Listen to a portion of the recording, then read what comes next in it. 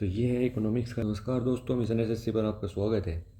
हम करने वाले हैं इकोनॉमिक्स कंप्लीट एसएससी एग्ज़ाम्स के लिए। तो जो पॉइंट्स हम जो सिलेबस है एसएससी में इकोनॉमिक्स का वो है, ये जो पॉइंट्स है ये कवर करने वाले हम 15-20 पॉइंट्स हैं। इन्हीं से ही क्वेश्चन आ जाता है।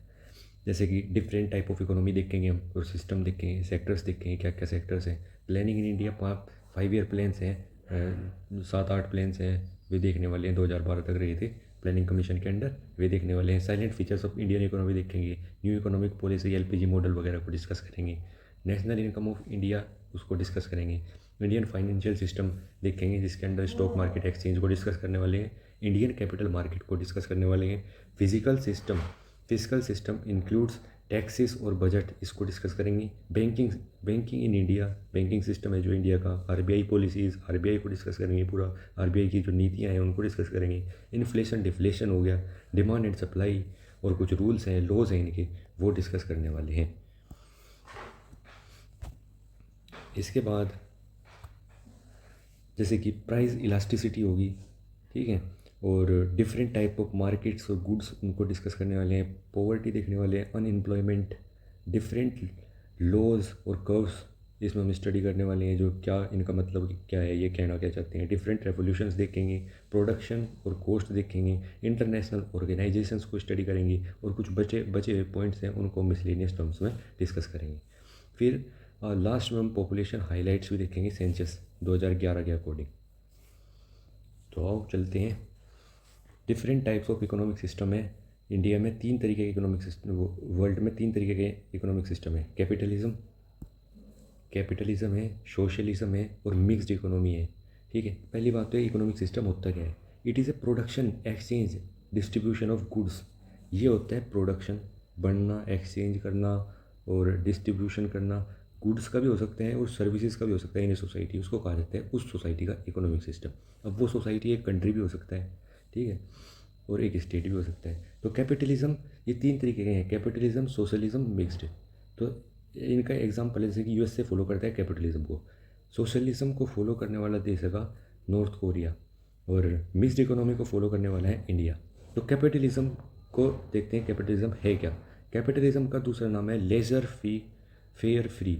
इसको इस नाम से भी पुकारा जाता है, लेसेज फेयर फ्री। इसमें क्या होता है, नो रूल रेगुलेशंस, कोई रूल रेगुलेशन नहीं होते। फ्री इकोनॉमी होती है, कोई रूल रेगुलेशन नहीं होता। Government do not control production वगैरह, कोई कंपनी प्रोडक्शन कर रही है उसमें गवर्नमेंट का कोई लेना देना नहीं होगा। Private sector decides the rate, private sector he decide करेगा उसके रेट्स को, ठीक है। गवर्नमेंट कोई रेट रेगुलेशन नहीं लगाएगी, कोई भी रूल रेगुलेशन नहीं बनाएगी। दे वर्क फॉर ओनली प्रॉफिट, ये जो कंपनीज हैं प्रॉफिट के लिए ही काम करेगी, ठीक है। इनका सामाजिक स्तर पर कोई लेना देना नहीं है, अपनी प्रॉफिट इनके लिए मैटर करेगा, ठीक है। तो अब देखते हैं सोशलिज्म, जो नॉर्थ कोरिया वाला जो सिस्टम है, इकोनॉमिक सिस्टम। तो इसमें क्या होगा, government do control production, government control करेगी प्रोडक्शन को, ठीक है। और private sector have nothing in production, private sector कुछ प्रोडक्ट प्रोड्यूस नहीं करेगा। नॉर्थ कोरिया में अगर देखें हम तो गवर्नमेंट ही सब कुछ प्रोडक्शन करती है, और वो किस चीज़ को ध्यान में प्रोडक्ट करती है, they work for needy peoples के लिए प्रोड्यूस करती है, ठीक है। और मिक्स्ड इकोनॉमी को जिसको हम हायर एंड फायर के नाम से भी जानते हैं, उसमें गवर्नमेंट कंट्रोल पार्शली, मतलब प्राइवेट सेक्टर का भी और पब्लिक सेक्टर का भी पार्शली रोल होता है कंट्रोल में, ठीक है। Private sector work on government conditions पे प्राइवेट सेक्टर वर्क करता है, और प्रॉफिट आल्सो, और फिर नीडी ऑल्सो। जब गवर्नमेंट का इन्वॉल्वमेंट होगा तो नीडी के लिए भी होगा, कुछ ना कुछ फ़ायदा करने की सोचेगी गवर्नमेंट, ठीक है। तो ये हैं 3 तरीके के, कैपिटलिज्म, सोशलिज्म और मिक्स्ड। कैपिटलिज्म जो यूएसए, जिसमें गवर्नमेंट का कोई लेना देना नहीं। सोशलिज्म जिसमें गवर्नमेंट ही कंट्रोल करेगी सारा प्रोडक्शन सिस्टम। और मिक्स्ड में दोनों का ही एक पार्शली वो होगा, कंट्रोल होगा। अब देखते हैं 2 तरीके की इकोनॉमिक, एक तो होती है क्लोज्ड इकोनॉमी और एक आ जाती है ओपन इकोनॉमी। तो क्लोज्ड इकोनॉमी में क्या होगा, मतलब बंद है, ना तो बाहर से आएगा ना अंदर से बाहर जाएगा। तो यानी कि नो इम्पोर्ट और एक्सपोर्ट बाय कंट्री, और इम्पोर्ट और एक्सपोर्ट हो रहा वहाँ पे, तो ओपन इकोनॉमी। अब इंडिया की इकोनॉमी कैसी है, इंडिया की इकोनॉमी है ओपन इकोनॉमी, यानी कि यहाँ पे इम्पोर्ट भी हो रहा है और यहाँ पे एक्सपोर्ट भी हो रहा है। और जहाँ पे केवल और केवल वो तो मतलब कुछ ना हो तो, ना इम्पोर्ट हो तो, ना एक्सपोर्ट हो तो वो आ जाती है क्लोज्ड इकोनॉमी, जैसे कि यहाँ पे नॉर्थ कोरिया की है। ठीक है, ड्यू टू सैंक्शंस, क्योंकि उस पर सैंक्शन इतने लगे हुए हैं अदर कंट्रीज़ के कि वो ना तो इम्पोर्ट कर सकती ना एक्सपोर्ट कर सकती। अब देखते हैं कुछ सेक्टर्स ऑफ इकोनॉमी है, जैसे कि प्राइमरी सेक्टर हो गया, सेकेंडरी सेक्टर हो गया, ठीक है, और टर्सरी सेक्टर हो गया। तो प्राइमरी सेक्टर क्या है? Direct use of natural resources होता है इसमें, direct use of natural resources, जैसे कि एग्रीकल्चर हो गया, माइनिंग हो गया, फिशिंग हो गया, एक्सट्रैक्शन ऑफ ऑयल ईटीसी। ठीक है, मतलब जो हमें नेचुरल पदार्थ मिल रही है, जैसे खेत से गन्ना आ रहा, ठीक है, एग्रीकल्चर में आ गया वो, कोल की माइनिंग हो रही, ठीक है, मछली फिशिंग हो गया, एक्सट्रैक्शन ऑफ ऑयल हो गया। तो ये क्या है? ये वे प्रोडक्ट्स हैं जो हमें नेचर से मिल रही है, तो वो आ जाएंगे प्राइमरी में, प्राइमरी सेक्टर ऑफ इकोनॉमी है। Secondary sector, this sector generate takes the output of primary sectors and manufacture final goods. अब जैसे कि लकड़ी है, लकड़ी आएगी प्राइमरी सेक्टर में, लकड़ी कट, पेड़ कट के लकड़ी आ रही। अब लकड़ी का हमने क्या बना दिया? स्टूल बना दिया, लकड़ी का हमने फर्नीचर बना दिया। अब फर्नीचर बनाया तो वो आ गया, अब जो फर्नीचर बनाया अब उसको, फर्नीचर को बेच रहे हैं हम, तो वो आ गया हमारा सेकेंडरी सेक्टर ऑफ इकोनॉमी। अब टर्सरी सेक्टर क्या है? टर्सरी सेक्टर में आ जाते हैं वी कांट टच देम, इनको हम टच नहीं कर सकते। इसमें क्या आ जाएगी? जैसे कि सर्विसेज वगैरह होगी, अब सर्विस दी हमने तो उसको तो हम टच नहीं कर सकते। तो ऐसी चीज़ें, आईटी सेक्टर आ गया, मैनेजमेंट आ गया, कंसल्टेंसी आ गई, फाइनेंशियल सर्विसेज आ गई, तो ये सारे के सारे क्या हैं? ये टर्सरी सेक्टर ऑफ इकोनॉमी में आ जाते हैं। प्राइमरी क्या होगी? जो डायरेक्ट नेचर से मिल रही हमें। सेकेंडरी क्या होगी? जो प्राइमरी को ही हमने थोड़ा मॉडिफाई करके या फिर मैन्युफैक्चर करके हमने कुछ प्रोडक्ट बनाए, वे सेकेंडरी सेक्टर में आ जाते हैं। और टर्सरी सेक्टर में कुछ सर्विसेज वगैरह आ जाती हैं, मैनेजमेंट, आईटी सेक्टर, कंसल्टेंसी, ये सारी चीज़ें आ जाती हैं टर्सरी के अंदर। अब बात करी जाए कि कंज्यूमर सोर्जनिटी और प्राइस मैकेनिज़्म, कि क्या चीज़ कंट्रोल करती है, क्या चीज़ डिसाइड करेगी कि किसी चीज़ का प्राइस क्या होगा। ठीक है, एक तो सिस्टम है कंज्यूमर सोर्जनिटी होगी जहाँ पे, एक है प्राइस मैकेनिज्म। प्राइस मैकेनिज्म होता है price depends upon demand and supply, demand और सप्लाई पे ही डिपेंड करता है। जैसे कि जिस चीज़ की ज़्यादा डिमांड होगी तो उसकी सप्लाई होगी, जिस चीज़ की कम सप्लाई होगी और डिमांड ज़्यादा होगी तो प्राइस ऑटोमेटिकली बढ़ जाएगा। या हम जाकर पढ़ने वाले हैं डिमांड एंड सप्लाई के लॉज में, ये लॉ में पढ़ेंगे हम आगे जाके। इनके लॉ हैं, दो लॉ हैं, फर्स्ट एंड सेकंड करके, उसमें मैं इनको अच्छे से समझाने वाला हूँ। तो अब फिलहाल के लिए हम ये समझ लेते हैं कि प्राइस मैकेनिज्म में डिमांड और सप्लाई पे ही डिपेंड करता है प्राइस किसी भी चीज़ का। इनमें ये जो कौन सी इकोनॉमी सपोर्ट करे इसे, प्राइस मैकेनिज्म को? वो है कैपिटलिज्म। और रेगुलेशंस के साथ में मिक्स्ड इकोनॉमी भी सपोर्ट करे इसे, प्राइस मैकेनिज्म को। ठीक है, और जो कंज्यूमर सोवर्निटी है, फिर consumer decide the production of goods and services.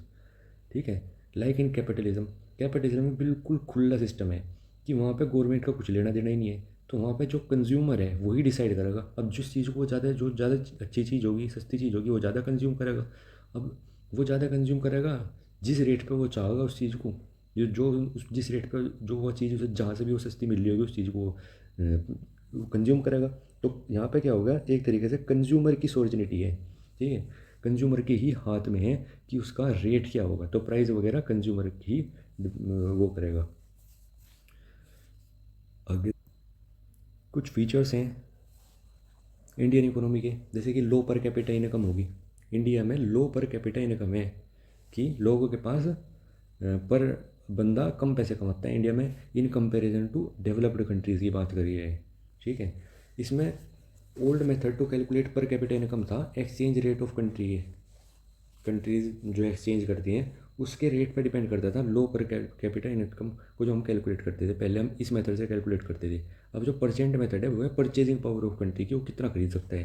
ठीक है, by per capita income we can define a countries developed और डेवलपिंग और अनडेवलप्ड। ठीक है, अगर पर कैपिटा इनकम हाई है तो डेवलप्ड कंट्रीज़ का होता है। अब जो मीडियम रेंज में है तो वो डेवलपिंग कंट्री जैसे कि इंडिया हो गया। अनडेवलप्ड है तो कुछ कंट्रीज जैसे कि पाकिस्तान है, अनडेवलप्ड है, तो वहाँ पे जो है पर कैपिटा इनकम कम है। डिस्पैरिटीज़ इन इनकम डिस्ट्रीब्यूशन, ठीक है, कि बहुत ज़्यादा अंतर है कि according to N S S O है national sample national national survey sample organization, ये है कि जो रिपोर्ट उन्होंने बनाई, 39% of lower rural area population holds 5% of total assets. ठीक है, और एंड 8% ऑफ टॉप अपर, मतलब जो ऊपर के तबके के जो अमीर लोग हैं ना, वे 8% लोग 40% ऑफ टोटल एसिड्स ऑक्यूपाई कर रहे हैं देश के। और जो गरीब लोग हैं नीचे के, वे 39%, नीचे के लोग 5% टोटल एसिड्स। तो ये जो है ये एक तरीके से फ़र्क है अमीर में और गरीब में। इसका मतलब है कम लोगों के पास ज़्यादा पैसा है और ज़्यादा लोगों के पास कम पैसा है। यानी कि 39% के पास तो होगा 5% ही टोटल एसिड्स, और 8% के पास है 40% टोटल एसिड्स। और सेकंड 5 ईयर प्लान, ये छोड़ दो इस चीज़ को, ये मिस प्रिंट है यहाँ पे। आगे देखते हैं फीचर्स में ही हम डिस्कस करने वाले हैं dominance of agriculture and heavy production pressure on agriculture. 60% population जो है वो एग्रीकल्चर में लगी हुई है, खेती करती है इंडिया की 60% पॉपुलेशन। और जो कि एग्रीकल्चर का जो रोल है वो 17% ही है जीडीपी में। 17% ही जीडीपी ऑफ इंडिया एग्रीकल्चर से आती है। अनबैलेंस्ड इकोनॉमिक डेवलपमेंट है कि 64% लगे हुए हैं एग्रीकल्चर में, पॉपुलेशन लेबर एग्रीकल्चर में लगी हुई है। 16% इंडस्ट्रीज़ में लगी हुई है। 20% जो है वो ट्रांसपोर्ट में, ट्रेड में, अदर सर्विसेज में लगे हुए हैं। तो अनइक्वल डिवाइड हो रहे हैं, अनइक्वली डिवाइड हो रहे हैं। ये इक्वली डिवाइड होने चाहिए थे। और ये जो सर्वे है ये रिपोर्ट है 2007 की। लैक ऑफ कैपिटल, अब लोगों के पास पैसा ही नहीं है। सेविंग्स लो है इंडिया के पास, इंडिया में, क्योंकि इनकम ही लो है और खर्चे ज़्यादा हैं इनके, महंगे खर्चे हैं, हाई एक्सपेंडिचर है, कमाई कम है। ठीक है। लैक ऑफ इंडस्ट्रियलाइजेशन कम है। Less develop and modern machinery तो बहुत कम है। लेस डेवलप्ड और मॉडर्न मशीनरी है। लेस एडवांस टेक्नोलॉजी भी नहीं है यहाँ पे। तो यहाँ पे इंडस्ट्रियलाइजेशन अभी लैक ही कर रहा इंडिया में। आगे चलते हैं। Limited availability and transportation and communication. Availability है ही नहीं ट्रांसपोर्टेशन की अच्छे से, यानी कि यहाँ की जो लॉजिस्टिक पावर है ना, लॉजिस्टिक पावर, आपने देखा होगा लॉजिस्टिक इंडेक्स रिलीज़ होते हैं एक, उसमें भी इंडिया की रैंकिंग 40 के अराउंड है। यानी कि 39 कंट्रीज़ इंडिया से ऊपर ही हैं अभी। तो यहाँ पे ट्रांसपोर्टेशन कनेक्शंस भी कम है और इनका कम्युनिकेशन भी कम है। ठीक है। तो lack of industrialization in remote villages वगैरह में तो है ही नहीं, रूरल एरिया में है ही नहीं। Traditional society exist today, traditional society भी एग्जिस्ट करती है। ठीक है। लोगों की कुछ मान्यताएं हैं कि यहाँ पे वो नहीं कर सकते, इस दिशा में वो नहीं होगा, उस दिशा में वो नहीं होगा।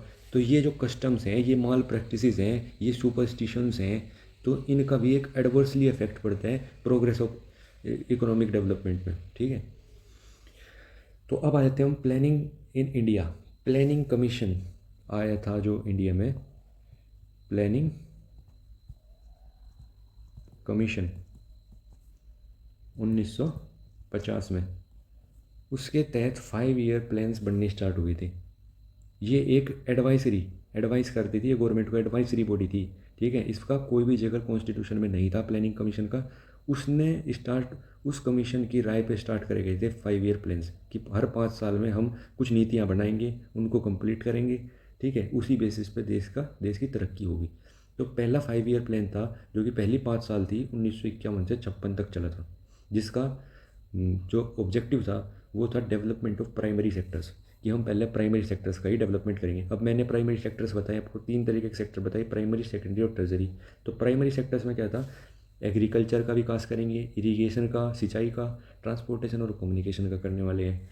हालांकि ट्रांसपोर्टेशन और कम्युनिकेशन का करने वाले हैं। और मॉडल कौन सा था ये, इसका नाम रखा गया, मॉडल था ये हैरोल्ड टोमर मॉडल, जिसको केनेशियन मॉडल के नाम से भी जाना गया है। कौन सा मॉडल था, हैरोल्ड टोमर मॉडल, और जिसको केनेशियन मॉडल के नाम से भी जाना गया।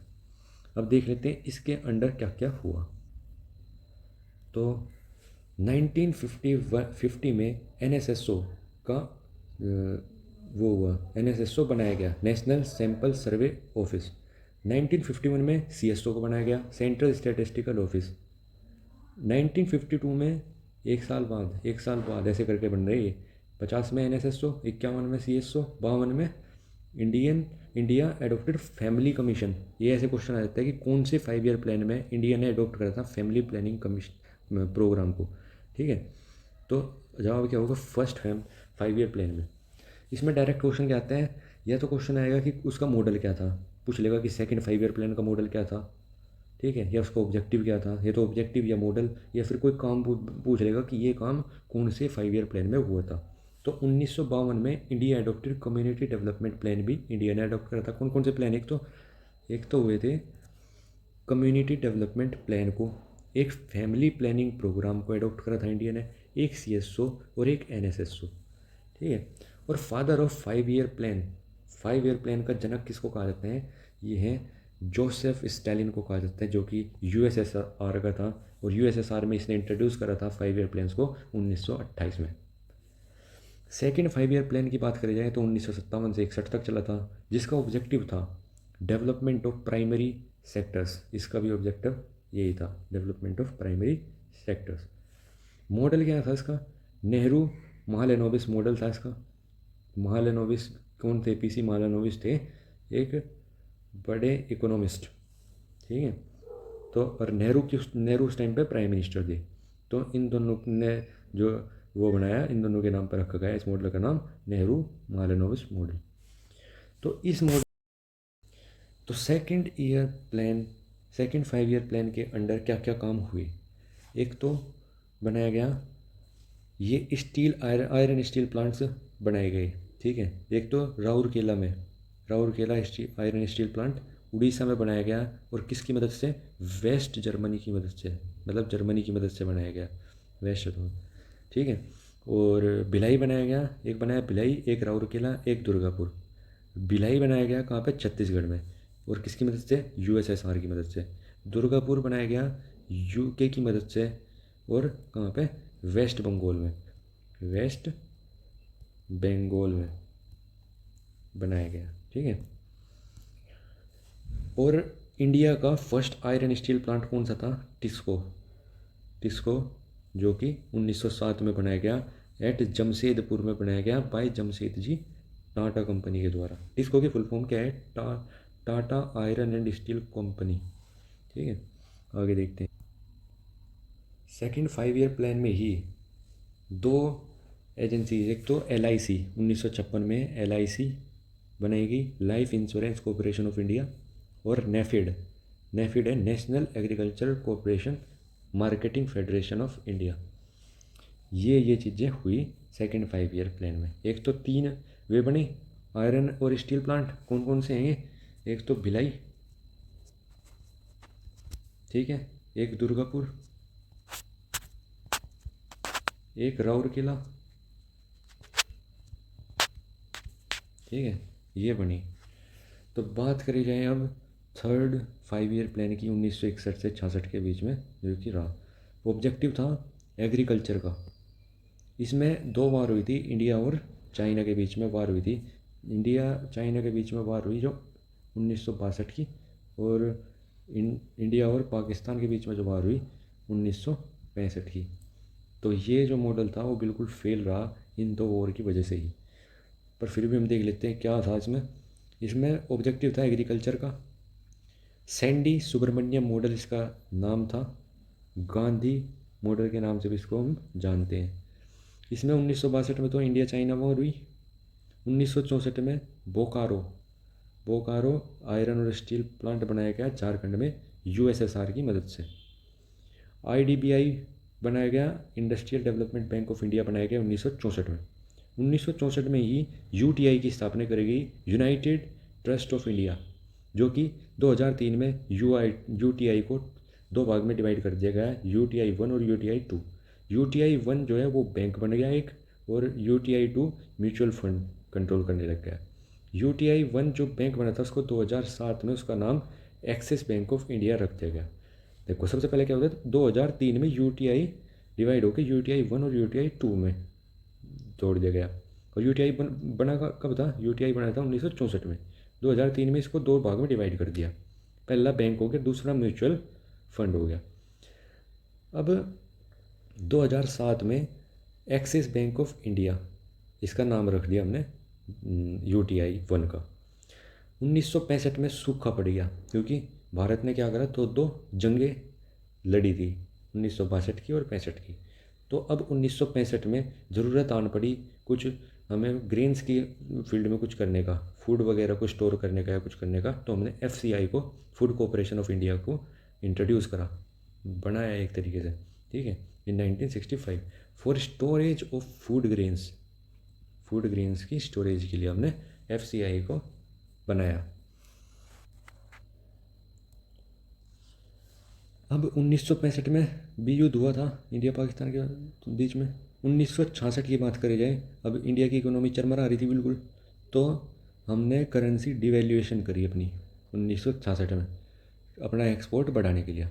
अभी बताता हूँ डिवैल्यूएशन होता क्या है। डिवैल्यूएशन हुआ आज तक इंडिया में 3 बार, 1949 में, 66 में और 91 में।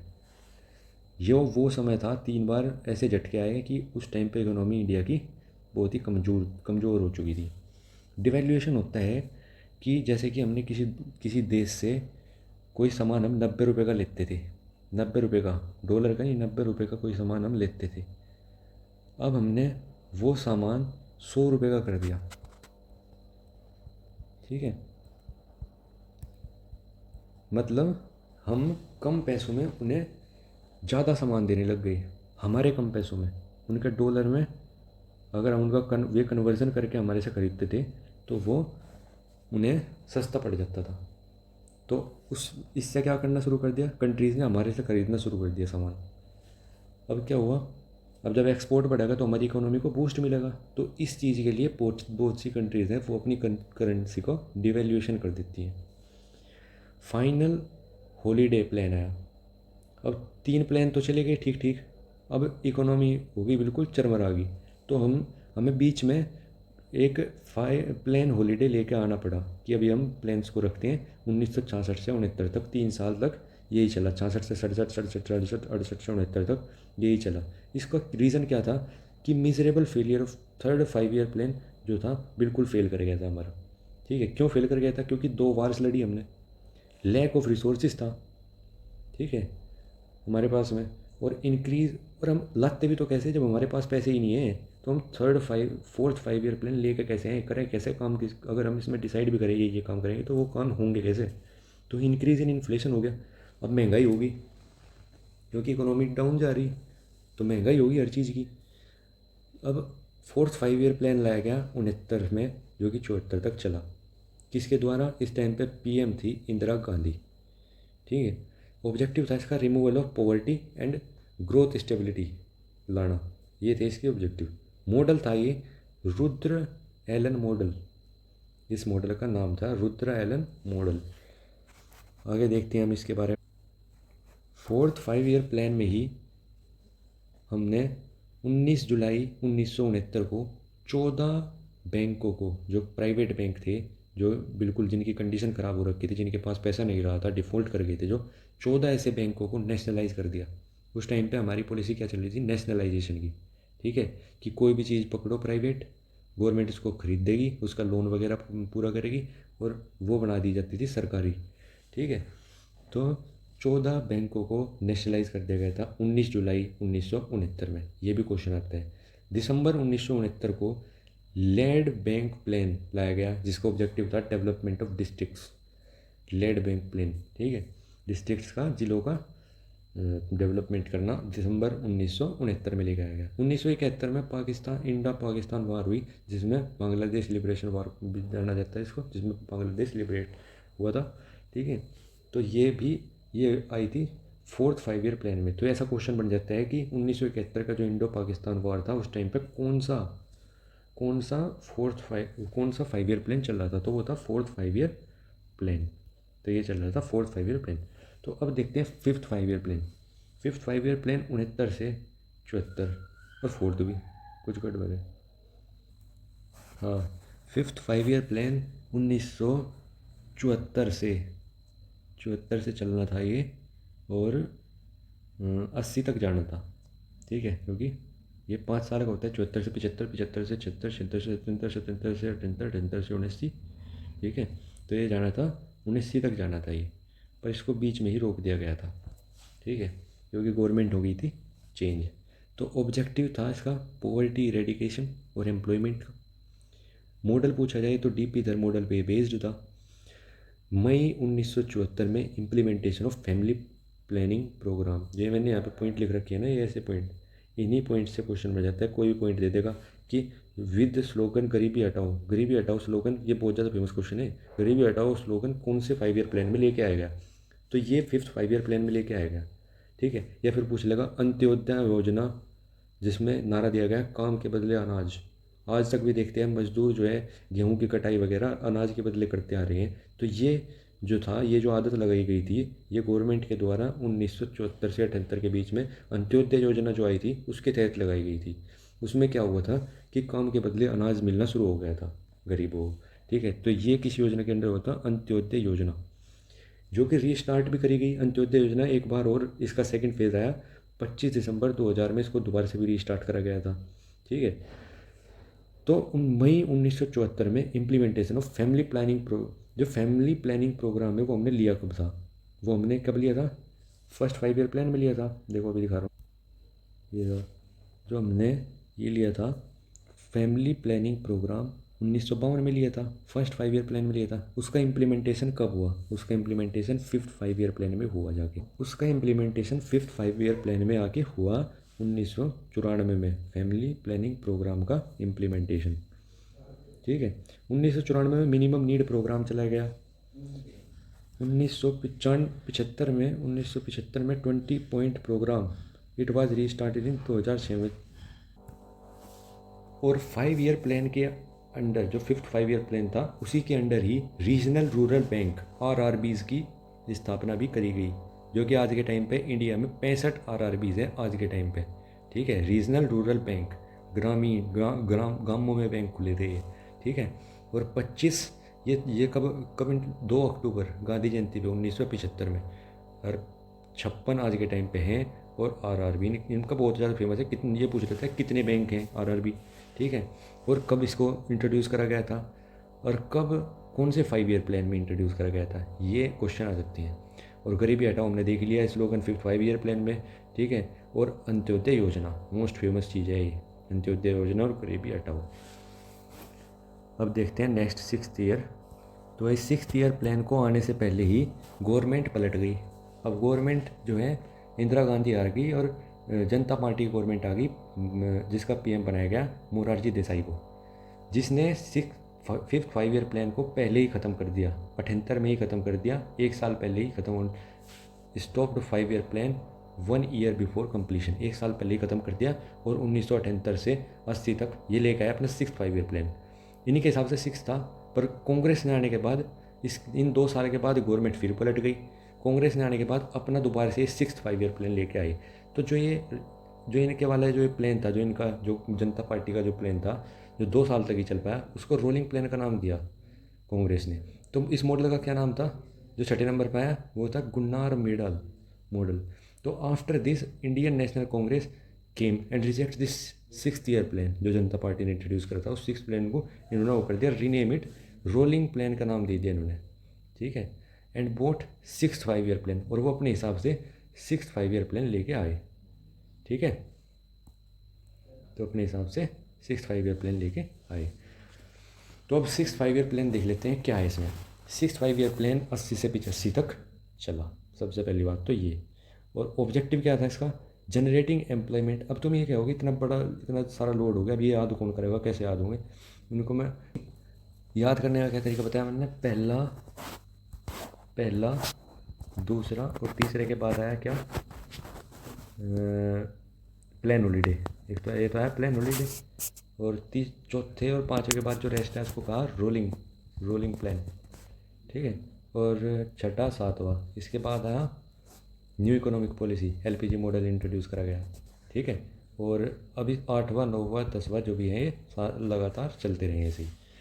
अब जो ये 6th 5 ईयर प्लान है 80 से 85 तक चला, जो इसका ऑब्जेक्टिव था generating employment, improving lifes of poor through minimum need program के तहत।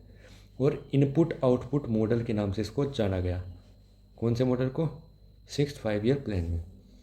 इसका क्या क्या वो थे, we were moving towards economic liberalization, ठीक है। अपनी इकोनॉमी अब हम खोलने लग रहे हैं, क्योंकि आज़ादी के बाद हमारे जो नेता लोग थे उन्होंने सोचना शुरू कर दिया कि अंग्रेज़ों की तरह कोई और ना आ जाए अंदर, तो उन्होंने अपनी इकोनॉमी को बहुत ज़्यादा क्लोज कर रखा था। इम्पोर्ट एक्सपोर्ट पे भी असर पड़ता था उस चीज़ का, पूरी इकोनॉमी उस चीज़ से चरमरा रही थी। तो अब हम अपनी इकोनॉमी को धीरे धीरे लिबरलाइज कर रहे थे, आज़ाद कर रहे थे अपनी इकोनॉमी को, ठीक है। और पॉपुलेशन वाज इंक्रीजिंग एक्सटेंसिवली, और पॉपुलेशन भी इंक्रीज़ कर रही थी अब हमारे देश की। स्टार्टिंग में इतनी पॉपुलेशन थोड़ी नहीं थी, इसकी 1.5 करोड़ हो गई, अब तो 150 करोड़ हो गई, ठीक है।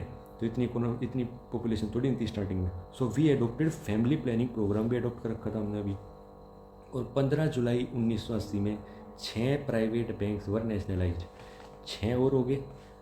अभी हमने देखा था 19 मार्च में या जून में, 19 जून में या 19 जुलाई 1959 में, 19 जुलाई 1959 में, एक बार और कंफर्म कर लेता हूँ मैं,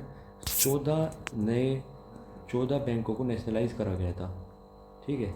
और 15 अप्रैल 1980 में 6 और नए बैंक को, तो यानी कि टोटल 20 बैंक नेशनलाइज हुए थे इस टाइम पे। तो भाई ये 6 बैंक और हो गए, वो 19 जुलाई 1969 में हुए थे 14 बैंक नेशनलाइज्ड, ठीक है। और कौन सा प्लान था, वो था 4th 5 ईयर प्लान, और 6th में 6 और हो गए। 12 जुलाई 1982 में एक वो बनाई गई, नाबार्ड बैंक बनाया गया, national bank for agriculture and rural development के लिए, नाबार्ड। इसकी डेट भी पूछ लेते हैं कहाँ कि कब बना, ठीक है। और इसका हेडक्वार्टर भी पूछ लेते हैं, 2 फेमस क्वेश्चन है। नाबार्ड का हेडक्वार्टर है नाबार्ड का मुंबई में। और ये कब बनाया गया नाबार्ड, 12 जुलाई 1982। डेट याद रखनी है इसकी तो बेजरूर, ठीक है। अब हम चलते हैं 6th 5 ईयर प्लान की, 7th 5 ईयर प्लान की तरफ। उससे पहले 1-2 पॉइंट और बचे, वो देख लेते हैं 6th 5 ईयर प्लान के।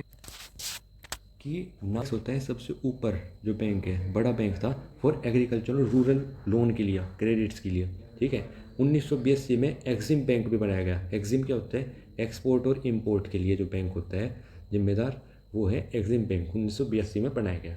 तो इन तरीके से जो हमारी ये एक्सिम बैंक बना दिया, ये जो मेजर्स जो थे वो फेवरेबल थे लिबरलाइजेशन के लिए, लिबरलाइजेशन ऑफ इकोनॉमी, ठीक है। अब 7th 5 ईयर प्लान जो है 1985 से 90 तक था, 5 साल। ऑब्जेक्टिव मॉडर्नाइजेशन था इसका, increase in production in all sectors and to generate opportunities for employment. इसी को जो मॉडल था ये, इसका नाम था कम्युनिटी वेज मॉडल, ठीक है। ये इस मॉडल का नाम था कम्युनिटी वेज मॉडल।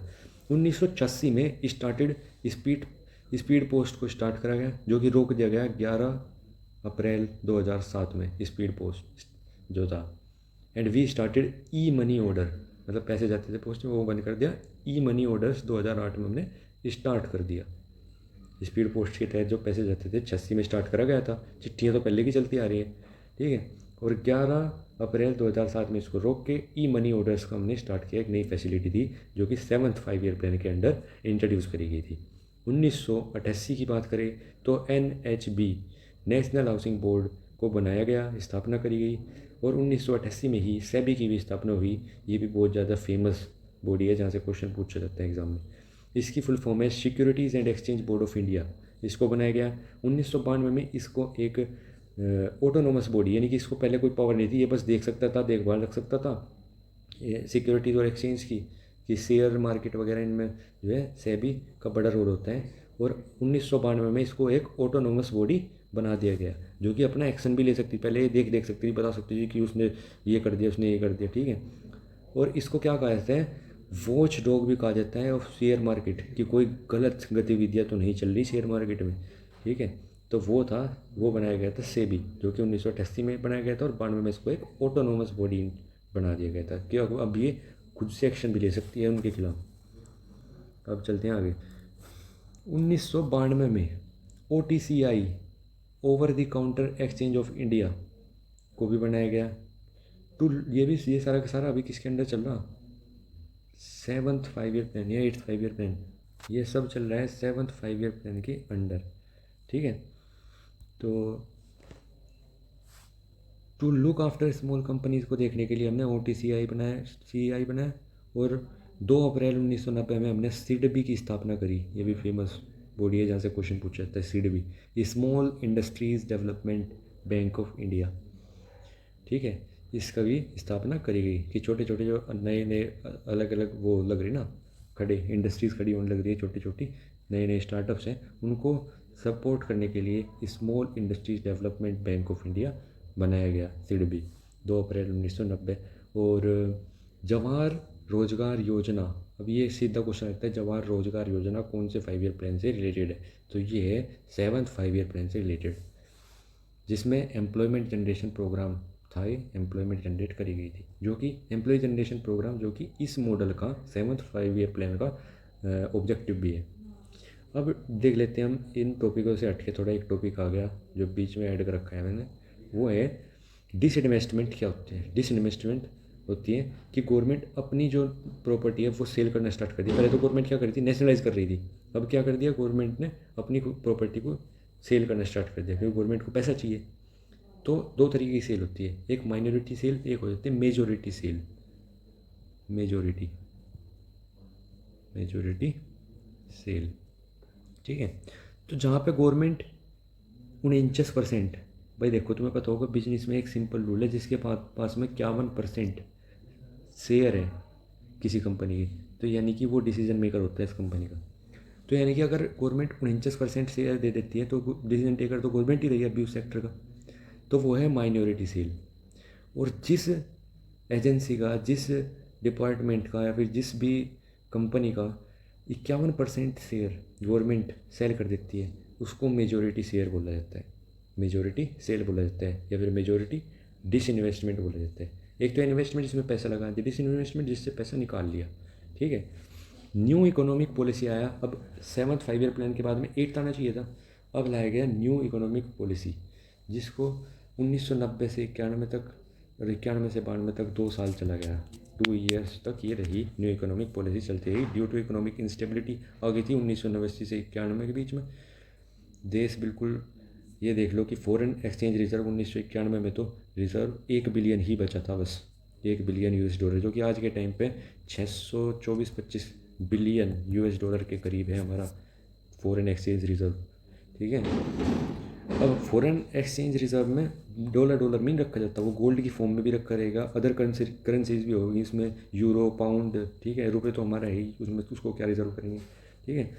तो इतने तो हमारे पास में आज के टाइम पे US डॉलर हैं। और बात करी जाए तो न्यू इकोनॉमिक पॉलिसी की, तो इसमें PM थे इस टाइम पे नरसिम्हा राव, और फॉरेन मिनिस्टर थे मनमोहन सिंह। इसमें हमने मॉडल कौन सा लॉन्च करा, LPG मॉडल को लॉन्च करा गया, जिसकी फुल फॉर्म है liberalization, privatization and globalization model, जिसमें हमने अपनी मार्केट को फ्री मार्केट रिफॉर्म्स लाए अपनी मार्केट में, और मार्केट को फ्री करा, जिससे ट्रेड हो सके अच्छे से, बाहर की कंपनियों के साथ में बाहर की कंपनी अंदर आ सकें, और हमारी इकोनॉमी को उस चीज़ से बूस्ट मिल सके। तो अब आगे चलते हैं। अब न्यू इकोनॉमिक पॉलिसीज़ के बाद में आया 8th 5 ईयर प्लान इंट्रोड्यूस करा गया 1992 में, जो कि 97 तक चला। उसका ऑब्जेक्टिव था डेवलपमेंट ऑफ ह्यूमन रिसोर्सेज का डेवलपमेंट। अब ह्यूमन रिसोर्सेज तुम बोलोगे क्या है, समझ में नहीं आ रहा, सीधा इंग्लिश में बता दिया। ह्यूमन रिसोर्सेज अभी बताऊंगा मैं तुम्हें, 3-4 टर्म है, एक तो हमारी पॉपुलेशन होगी, एक ह्यूमन कैपिटल हो गया, एक ह्यूमन रिसोर्स होगी। ये चीज़ें मैं अभी बताने वाला हूँ तीनों के दिन। और मॉडल क्या था इसका 5 ईयर प्लान का, जॉन W म्यूलर मॉडल, ठीक है, W म्यूलर मॉडल। 1993 में प्रधानमंत्री रोजगार योजना का भी स्टेब्लिशमेंट करेगा। पहले ये बता देता हूँ क्या है ये टर्म्स। देखो, अगर ये बड़े वाला जो सर्कल है, हम ये माने कि हम इतनी हमारी पॉपुलेशन है, तो उसमें से ये ट्रायंगल वाला हिस्सा हम मान के चलेंगे कि 14 साल से 62 साल के आदमी हैं, और 14 साल से 62 साल के आदमी जो है वो कमाने लायक आदमी होते हैं, यानी कि कमाने लायक जो लेबर फोर्स है, या फिर जो काम करने लायक आदमी है, जो पैसा कमा सकते हैं, जो इकोनॉमी में कंट्रीब्यूट कर सकते हैं, वो आदमी है। तो उस चीज़ को कहा गया ह्यूमन रिसोर्सेज, यानी कि रिसोर्स है हमारे पास में इतना, पर जो पैसा कमा रहे हैं, वन हु प्रोड्यूस मनी, वे हैं ह्यूमन कैपिटल, जो पैसा कमा रहे हैं वो है ये वाला सर्कल। तो यानी कि हमारे पास में पॉपुलेशन इतनी है, इतना सही हमारे पास में ह्यूमन कैपिटल है, पर इस वाले मॉडल में 8th 5 ईयर प्लान में हमने क्या चीज़ करेगी कि हमने अपना ह्यूमन रिसोर्स जो है वो बढ़ाने की कोशिश करी, ये ट्रायंगुलर वाला एरिया ये बढ़ाने की कोशिश करी अपनी। ठीक है, अब देख लेते हैं इन 1 जनवरी 1995 में India became WTO World Trade Organization का इंडिया पार्ट बन गया। Jawahar Rozgar Yojana empowerment generation programme इसके अंडर भी चलाया गया। In this plan we focused on increasing human resources, सीधी बात ये है। आगे चलते हैं। 9th 5 ईयर प्लान जो था 1997 से 2002 तक चला और ये जो है एक फेलियर साबित हुआ क्योंकि उस टाइम पे पूरी इंटरनेशनली रिसेशन चल रहा था। इसका ऑब्जेक्टिव यह था कि जो हमने हमारे हिस्टोरिकल इनइक्वालिटीज़ हैं उसको जो है करेक्शन करना, उसको ठीक करना और अपनी जो ग्रोथ है उसको इकोनॉमिक ग्रोथ को इंक्रीज़ करना। मॉडल इसका आगे आने वाले जो मॉडल्स जो आगे आने वाले जो तो वो रहेंगे 5 ईयर प्लान रहेंगे उनका कुछ पर्टिकुलर मॉडल नहीं होगा जैसे कि स्टार्टिंग वालों में था, ऐसा कोई भी पर्टिकुलर मॉडल नहीं होगा। अब हमारी जो इकोनॉमी है वो लिबरलाइजेशन की तरफ जा रही है, ग्लोबलाइजेशन एंड लिबरलाइजेशन की तरफ जा रही है। ठीक है, तो अगस्त 1998 में इसके अंतर्गत ये काम हुआ। 9th 5 ईयर प्लान के अंतर्गत अगस्त 1998 में किसान क्रेडिट कार्ड योजना लॉन्च करी गई। अब 10वें नंबर का ये 10वें नंबर का है, 9वें नंबर का नहीं है, ये 10वें नंबर का 5th 5 ईयर प्लान है, 2002 से 7 तक चला। इसके तहत क्या था, टू अटेन 8% GDP ग्रोथ, इसका ऑब्जेक्टिव ये था पर ईयर, और reduction of poverty into by 5% से हर साल हमें 5% से हर साल तो हमें वो करनी है, गरीबी कम करनी है, और 5% से GDP ग्रोथ देनी है हर साल। 20 point program was again started, जो 20 पॉइंट प्रोग्राम था वो इसमें दोबारा से स्टार्ट कर दिया गया। अब 11th 5 ईयर प्लान 2007 से 12 तक चला। ठीक है, rapid and more inclusive growth इसका ऑब्जेक्टिव था। Main focus on social sectors and primary education, ये दो ऑब्जेक्टिव थे। आगे जो आने वाले दो थे इन पर ज़्यादा फोकस नहीं करा गया, 5 ईयर प्लान को वैसे ही लाइटली लिया जा रहा था। ठीक है, तो ये ज़्यादा इंपॉर्टेंट है भी नहीं, बाद वाले स्टार्टिंग वालों से क्वेश्चन बनता है। फिर भी देख लेते हैं। फर्स्ट 12th 5 ईयर प्लान 12 से 17 तक, ये याद रखना कहाँ से कहाँ तक चल रहे थे। तो लास्ट वाला तो 12 आया, 12वें को तो फिर बंद कर दिया था उन्होंने 2014 में आके। ठीक है, 12 से 14 तक ही चला, वैसे तो ये 12 से 17 तक चलना था।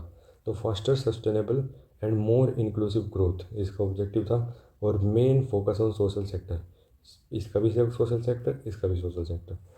अब देख लेते हैं कि मोस्ट सक्सेसफुल प्लान कौन सा रहा। सबसे पहले वाला जो था सबसे ज़्यादा सक्सेसफुल रहा, जो कि एग्रीकल्चर प्राइमरी सेक्टर्स पर फोकस करना था जिसका काम।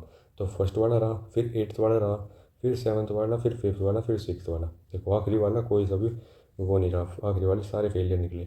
तो फेल्ड एक तो तीसरे नंबर का जो कि चाइना और पाकिस्तान के बीच में 1962 की वॉर और 1975 की वॉर हुई थी, उसके कारण फेल हुआ था तीसरे नंबर का।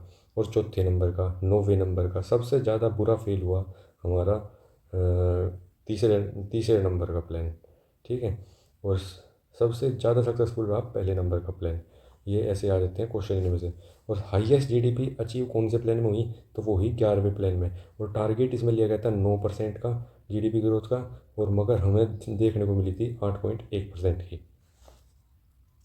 अब 5 ईयर प्लान कंप्लीट हो चुके हैं। अब हम देखने वाले हैं नेशनल डेवलपमेंट काउंसिल NDC, जो कि 6 अगस्त 1962 में इसको बनाया गया। चेयरमैन इसके PM होते हैं। एम जो होता है इसका, to make cooperative environment for economic planning between state और नीति आयोग के बीच में, स्टेट्स जो हैं सारे के सारे और नीति आयोग के बीच में वो करना कोऑपरेशन। नेशनल डेवलपमेंट काउंसिल 6 अगस्त 1962 में बनाई गई। जो मेन फंक्शन क्या है इसके, to evaluate management of plan from, ये इवेल्युएट करती है प्लान्स को, मैनेजमेंट को, प्लान्स के मैनेजमेंट को इवेल्युएट करती है, एनालाइज करती है पॉलिसीज़ वगैरह को, जो कि इफेक्टिव होती है डेवलपमेंट को लेके। और ये सजेशंस भी देती हैं to achieve the aim of GDP fixed in the plan. ठीक है, क्या क्या करती है, इवेल्युएट करती है, एनालाइज करती है और सजेशंस देती हैं। ये काम है NDC का। और बात करी जाए प्लानिंग कमीशन की, जो कि 15 मार्च 1950 में इंट्रोड्यूस करा गया था, जिसके अंडर ये 5 ईयर प्लान्स आए थे। ठीक है, no provision in the constitution में कोई भी इसका आर्टिकल नहीं गिवन है। ये एक एडवाइजरी इंस्टीट्यूट था। On the proposal of MPs इसको बनाया गया था, और based on top down model, ये टॉप डाउन मॉडल, ये मोस्ट इंपॉर्टेंट चीज़ है कि कौन से मॉडल पे प्लानिंग कमीशन बेस्ड था, टॉप डाउन मॉडल। और जो ये इसको रिप्लेस करा नीति आयोग ने, नीति आयोग ने जो रिप्लेस करा ये है बॉटम टॉप मॉडल पे बेस्ड, बॉटम टॉप मॉडल पे बेस्ड, और ये था टॉप डाउन मॉडल। और मेंबर्स कौन कौन होते थे इसमें प्लानिंग कमीशन में? चेयरमैन पीएम होते थे और डेप्यूटी चेयरमैन कैबिनेट के मिनिस्टर्स होते थे। लास्ट डेप्यूटी चेयरमैन कौन रहा इसका प्लानिंग कमीशन का? वो था मोंटेक सिंह अहलूवालिया।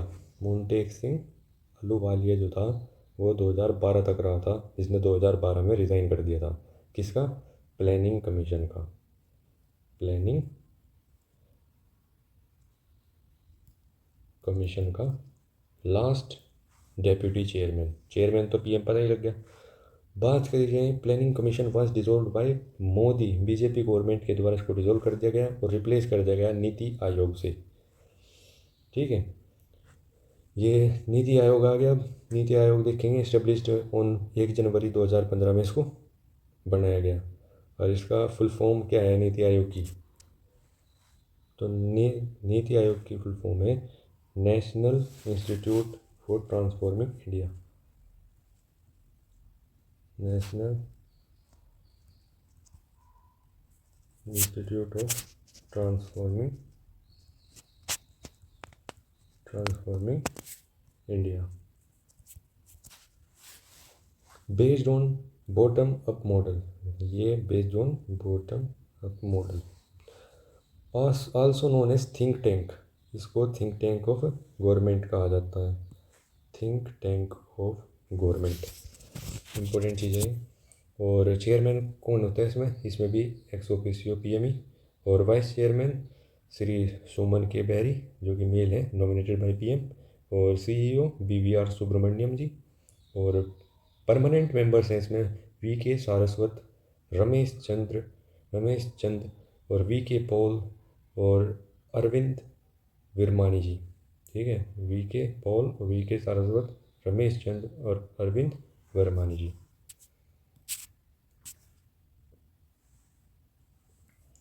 नेक्स्ट देख लेते हैं इसमें और जो मेंबर्स हैं। गवर्निंग काउंसिल कंटेन सीआरस क्या है, and lieutenant governors of UT. ये सीएम्स होंगे, CMs of all states and lieutenant governors of UTs. There are also the part time members. इसमें पार्ट टाइम मेंबर्स भी बनाए जाए कुछ, ठीक है। अभी देखते हैं फाइनेंस कमीशन 22 नवंबर 1951 में इसको बनाया गया। आर्टिकल 280 के तहत के अंडर फाइनेंस कमीशन आते हैं और इसका ऑब्जेक्टिव है to define finance relation between state and centre. और 15वें नंबर का अब 16वें नंबर का कमीशन चल रहा है, 16 नंबर का कमीशन चल रहा है। तो हम देखने वाले हैं अब इन्फ्लेशन एंड डिफ्लेशन। इन्फ्लेशन का मतलब है महंगाई, डिफ्लेशन का मतलब है मंदाई। इन्फ्लेशन में जब सारे प्राइसेस बढ़ जाएं और जब सारे प्राइसेस घट जाएं तो वहाँ पे आ जाएगी मंदाई। ठीक है, जब सप्लाई से डिमांड ज़्यादा हो जाए तो महंगाई होगी, और जब सप्लाई ज़्यादा हो जाए डिमांड से तो मंदाई हो जाएगी। ठीक है, जब चीज़ें मार्केट में ज़्यादा आ जाएंगी तो मंदी सेल होने लग जाएंगी, और जब डिमांड ज़्यादा होगी, खरीदने वाले तो 10 खड़ी और चीज़ है हमारे पास 5, तो वो मन चाहे रेट में बिकेगी, तब इन्फ्लेशन आ जाता है। अब टाइप्स ऑफ इन्फ्लेशन देख लेते हैं। टाइप्स ऑफ इन्फ्लेशन आते हैं हमारे पास 5 तरीके के। एक है क्रिपलिंग या फिर क्रॉलिंग। इनसे डायरेक्ट क्वेश्चन आता है कि क्रिपलिंग इन्फ्लेशन क्या है। When inflation by single digit बढ़े, जैसे कि 100% से 106% तक बढ़ गया। जनरली इन्फ्लेशन इंक्रीज एम्प्लॉयमेंट, जब भाई महंगाई आ रही, ठीक है, इन्फ्लेशन आ गया, महंगाई आ गई, तो उसके साथ में रोज़गार भी आता है। कहने का मतलब ये है इनका। ठीक है, भाई महंगाई होगी तो लोगों के पास पैसा आ रहा तभी महंगाई हो रही, लोग खरीदना चाह रहे। जब खरीदने जा रहे तो सामान बिक रहा, जैसे कि रेस्टोरेंट वगैरह पे है। जब रेस्टोरेंट अच्छा चलेगा तो वहाँ पे नौकरी वगैरह जनरेट होगी। जब लोगों के पास पैसा होगा तभी तो वो खरीदेंगे सामान। और जब वो सामान खरीद रही है तो इससे जिससे खरीद रही है उसको तो एम्प्लॉयमेंट मिल ही रहा, तो इसके साथ में ही एम्प्लॉयमेंट जनरेट होता है। गैलोपिंग और जंपिंग इन्फ्लेशन की बात करेंगे तो व्हेन इन्फ्लेशन राइजेज बाय 2 और मोर देन 2 डिजिट्स, जब दो दो डिजिट्स में इंक्रीज होता है, जब इन्फ्लेशन 2 डिजिट या फिर 2 से ज़्यादा डिजिट, जैसे कि 100 से 160 हो गया, तो उसको कहते हैं जंप कर रहा, जंपिंग इन्फ्लेशन है या फिर गैलोपिंग इन्फ्लेशन है। तो क्रिपलिंग, क्रीपिंग, क्राउलिंग और गैलोपिंग एंड जंपिंग हो गया। नेक्स्ट देखेंगे hyper inflation. In this the rate of inflation is very high which can destroy the whole economy. तो 100% से 1000% तक बढ़ जाता है। ऐसे जो अगर इन्फ्लेशन हो रहा तो उसको हाइपर, बहुत ज़्यादा इन्फ्लेशन हो रहा है इसका मतलब, ठीक है। स्टैगफ्लेशन और स्लम्पफ्लेशन आ जाती है। तो ये है inflation inversely proportional with employment, ठीक है। अगर इन्फ्लेशन बढ़ रहा और उसके साथ में एम्प्लॉयमेंट घट रहा तो इसका मतलब वो क्या हो रहा है, स्टैगफ्लेशन हो रहा, स्लम्पफ्लेशन हो रहा है उसका मतलब, ठीक है। तो ये आता कैसे है, ये आता है जब हम एडवांस टेक्नोलॉजी का एडोप्शन कर लेते हैं, तब आता है ये। क्योंकि अगर हम एडवांस टेक्नोलॉजी लेकर आए, जो पुराने वर्कर जो काम कर रहे थे उनका एम्प्लॉयमेंट खुस गया, और काम भी नई टेक्नोलॉजी आने के कारण काम भी महंगा ही होगा हमारा, ठीक है। तो ये जो है, क्योंकि वो टाइम बचाएगी, नई टेक्नोलॉजी आएगी तो फ़ायदा क्या होगा, नहीं तो नई टेक्नोलॉजी आने का वो टाइम बचाएगी पर प्राइस ज़्यादा लगेगा हमारा। तो वो क्या है, स्टैगफ्लेशन कहलाता है, जो कि एम्प्लॉयमेंट में गिरावट आ जाए और इन्फ्लेशन बढ़ जाए। और वैसे देखें तो इन्फ्लेशन दो ही तरीके का है। एक तो डिमांड पुल इन्फ्लेशन है, जिसको डिमांड ने खींचा हो, जैसे कि जब डिमांड ज़्यादा बढ़ जाएगी तो इन्फ्लेशन बढ़ता है, एक तो वो वाला इन्फ्लेशन हो गया जिसको डिमांड ने खींच लिया। एक है कॉस्ट पुल इन्फ्लेशन, जिसको कॉस्ट ने धकेला। तो cost of products producing production, मतलब उसको बनाने में जो खर्चा आ रहा ना वो ज़्यादा आने लग जाए तो वैसे ही महंगा हो जाएगा, तो एक इन्फ्लेशन वो भी होती है। तो ये वैसे दो तरीके की इन्फ्लेशन है। इफेक्ट ऑफ इन्फ्लेशन क्या पड़ने वाली है, ठीक है। लॉस किस किस को होगा महंगाई का, लॉस जो उसको सामान को खरीद रहा उसको लॉस होगा, और जो उस सामान को बना रहा, क्योंकि देखो आज जो है, आज उसने सामान सस्ते में लेके आया वो, उसने कुछ चीज़ मैन्युफैक्चर करी और कल उसके दाम बढ़ गई तो उसको फ़ायदा हुआ। इन्फ्लेशन का किसको फ़ायदा हुआ, प्रोड्यूसर को फ़ायदा हुआ, जो बेच रहा है उसको भी फ़ायदा हुआ, क्योंकि वो आज 10 रुपये किलो को इस्तेमाल लेके आया था और वो कल 11 रुपये किलो हो गया, तो कंज्यूमर को तो उसका नुकसान हो गया, मगर सेलर को उसका प्रॉफिट हो गया। बिजनेसमैन को इनको फ़ायदा होता है इन्फ्लेशन का, महंगाई हो जाए तो, ठीक है ना। और फिक्स्ड सैलरी पर्सन, मतलब उसकी सैलरी आज भी सो ही थी, कल जब सामान जो सामान आज 10 का मिल रहा था वो कल 12 का मिलने लगा, फिर भी उसकी सैलरी सो ही है। तो जो फिक्स्ड सैलरी वाला इंसान है उसका भी नुकसान होता है महंगाई में। और अगर जिसकी सैलरी, जिसको डीए वगैरह मिलता है, चेंज्ड सैलरी मिलती है, चेंज सैलरी पर्सन है जो, उसको उसका फ़ायदा होता है, क्योंकि जितना इन्फ्लेशन होगा उसी के हिसाब से उसको डीए वगैरह मिलता है। अब बात करी जाए मनी लेंडर, जिसने पैसा उस पर चढ़ा दिया, ब्याज वगैरह पे दे दिया या कहीं पर लोन वगैरह दे दिया, ठीक है।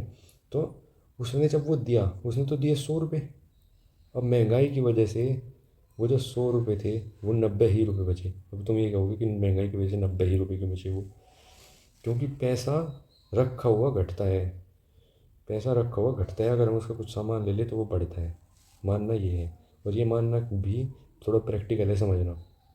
देखो, अगर मैंने किसी बंदे से, ये बंदा ए है, मैं बी हूँ, मैंने इससे 100 रुपये ली, ठीक है, मैंने इससे 100 रुपये लिए और मैं 30 साल बाद इसको लौटाऊंगा 110 रुपये, यानी कि 10 का ब्याज दूंगा मैं इसको। तो ये बोलेगा कि मेरा टाइम के साथ मेरे बढ़ गए, और मैंने इसका 100 रुपये का गोल्ड खरीद के रख लिया, जो कि 30 साल, जो कि 30 दिन बाद गोल्ड का प्राइस जो 100 रुपये थे वो मेरे 112 रुपये बन गए, ठीक है। अब मैंने इसको दिए 110 ही, वैसे इसके बनने चाहिए थे 112, अगर ये भी अपना गोल्ड ले लेता तो इसको हो गया वो लॉस, कितने का, 2 रुपये का लॉस हो गया, ठीक है। तो इस तरीके से जो मनी लेंड कर रहा है ना, जैसे यहाँ पे ए ने किया था तो उसको हो गया लॉस, और जो यहाँ पे गेन कर रहा है जैसे कि बी पैसे ले रहा है, मनी बोरोवर है जो, उसको हो गया यहाँ पे फ़ायदा। तो ऐसे इफेक्ट पड़ता है अलग अलग जगह पे इन्फ्लेशन का। अब देखते हैं कुछ measures to control inflation and deflation, ठीक है। मतलब अगर महंगाई है तो हमें उसको कंट्रोल करने के लिए कुछ पैसा मार्केट से एक चीज़ होती है लिक्विडिटी। लिक्विडिटी, पैसा जो मार्केट में है उसको लिक्विडिटी बोलते हैं, ठीक है। तो हमें वो पैसा कम करेंगे करना होगा, लोगों के पास अगर ज़्यादा पैसा आ गया तो वो ज़्यादा पैसों में सामान खरीदने की कोशिश करेंगे, ठीक है, वो ज़्यादा सामान खरीदने की कोशिश करेंगे, तो उससे क्या होगा, महंगाई आ जाएगी, ठीक है। फिजिकल पॉलिसीज़ है, जैसे कि कुछ गवर्नमेंट पॉलिसीज़ है, गवर्नमेंट कुछ अगर महंगाई हुई तो गवर्नमेंट ऐसी पॉलिसी लाओगी, तो अगर महंगाई है, अगर इन्फ्लेशन है, तो गवर्नमेंट कुछ ऐसी पॉलिसीज़ बनाओगी जिससे कि मार्केट का पैसा कम हो जाए। और अगर मंदाई है तो गवर्नमेंट पैसे डिस्ट्रीब्यूट करेगी किसी पुरानी स्कीम के तहत या कुछ भी करके गवर्नमेंट मार्केट में पैसा देना शुरू कर देगी, या फिर लोन सेट लो रेट देना शुरू कर देगी गवर्नमेंट, ठीक है, अगर मंदाई चल रही है। अगर वेज रेट, अगर इन्फ्लेशन चल रही है तो वेज रेट जो मतलब तनख्वाह वगैरह है, इनकम वगैरह है, सैलरी वगैरह है, वो घटा देगी गवर्नमेंट। और अगर मंदाई चल रही है तो गवर्नमेंट उसको बढ़ा देगी, ठीक है। इस इन इन मेजर्स को यूज़ करके जो गवर्नमेंट है वो इन्फ्लेशन और डिफ्लेशन को कंट्रोल करती है किसी कंट्री की इकोनॉमी में। टैक्सेशन का क्या फ़र्क पड़ेगा, अगर देखो महंगाई है, लोगों के पास इसका मतलब पैसे बहुत ज़्यादा है, तो गवर्नमेंट टैक्सेशन बढ़ा देगी, टैक्स भी इंक्रीज़ कर देगी गवर्नमेंट, जिससे कि इन्फ्लेशन कम हो जाए, ठीक है ना, महंगाई कम हो जाए। और डिफ्लेशन है, यानी कि कोई खरीद ही नहीं रहा सामान को, पैसे ही नहीं है लोगों के पास, तो टैक्स तो कम करेगी गवर्नमेंट, जिससे कि टैक्स का बर्डन और ज़्यादा मान के डिफ्लेशन और ज़्यादा डिफ्लेशन हो जाएगा, ठीक है ना। तो और अगर फॉरेन ट्रेड्स की बात करी जाए, अगर इन्फ्लेशन है, महंगाई हो रही, तो गवर्नमेंट क्या करेगी, बाहर से इंपोर्ट कराओगी चीज़ों को, गवर्नमेंट बाहर से इंपोर्ट कराओगी तो रेट्स जो है वो फिर वहीं पे इक्वलाइज कर देंगे, चीज़ उनकी वहीं आ जाएगी।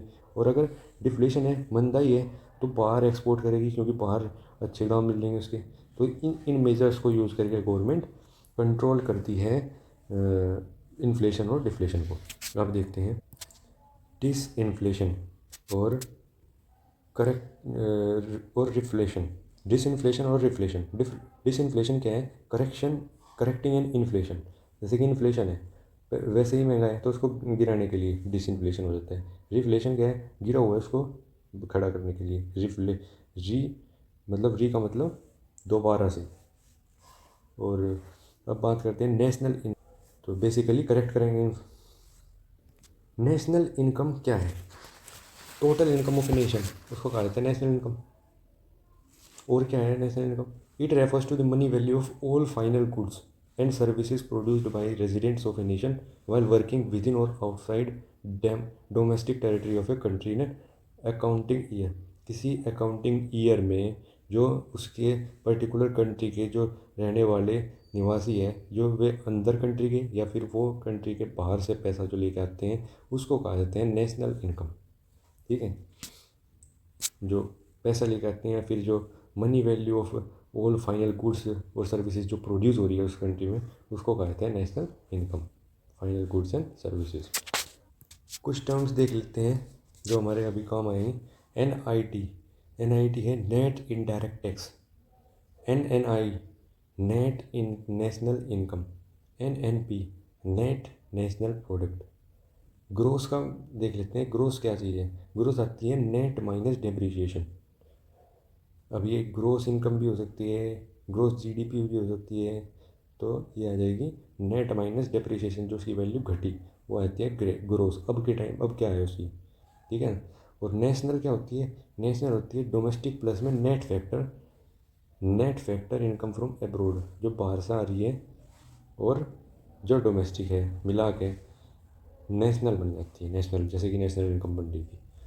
मार्क्ड प्राइस क्या है, जो फैक्टर कॉस्ट है जो उसमें लग रहा है, जैसे कि रेंट वगैरह हो गया, ठीक है ना, ये फैक्टर कॉस्ट में आते हैं।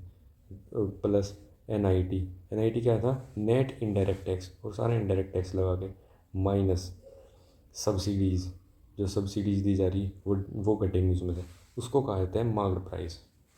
NNI क्या है, नेट नेशनल इनकम, वो क्या होता है, net national product minus indirect taxes, उसको कहा जाता है नेट नेशनल इनकम।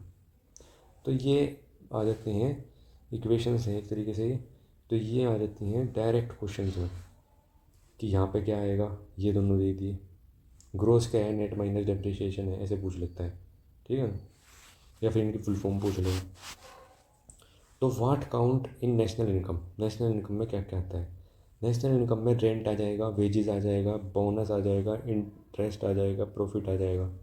और क्या क्या नहीं आएगा, वो गिफ्ट्स नहीं आएंगे, चैरिटी नहीं आएगी, कोई ओल्ड एज की जो पेंशन है वो नहीं आएंगी।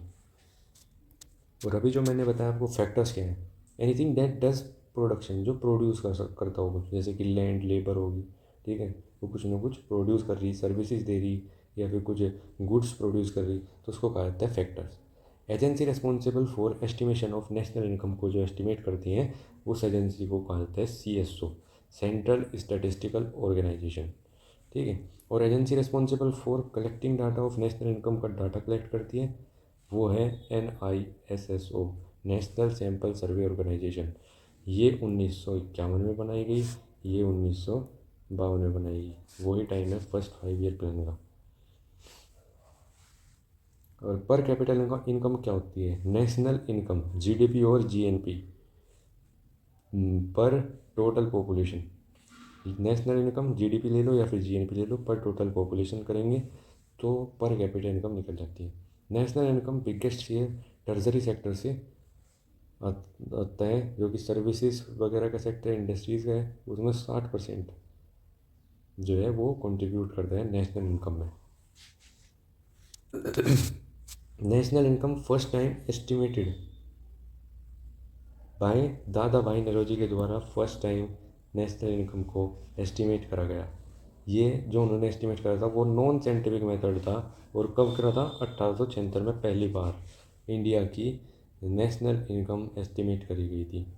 और ब्रिटिशर्स ने फर्स्ट साइंटिफिक मेथड से VXRB राव, ठीक है, VXRB राव के द्वारा इसको करा गया था 1931 में एस्टिमेट, 1931 में। और ये क्वेश्चन आते हैं अगर पूछा जाए कि नॉन साइंटिफिक मेथड से तो 1876 में दादा भाई नौरोजी के द्वारा, और अगर पूछा जाए कि साइंटिफिक मेथड से तो VXRB राव के द्वारा 1931 में। Method to calculate national income क्या क्या है, किन किन मेथड से कैलकुलेट करी जा सकती है नेशनल इनकम?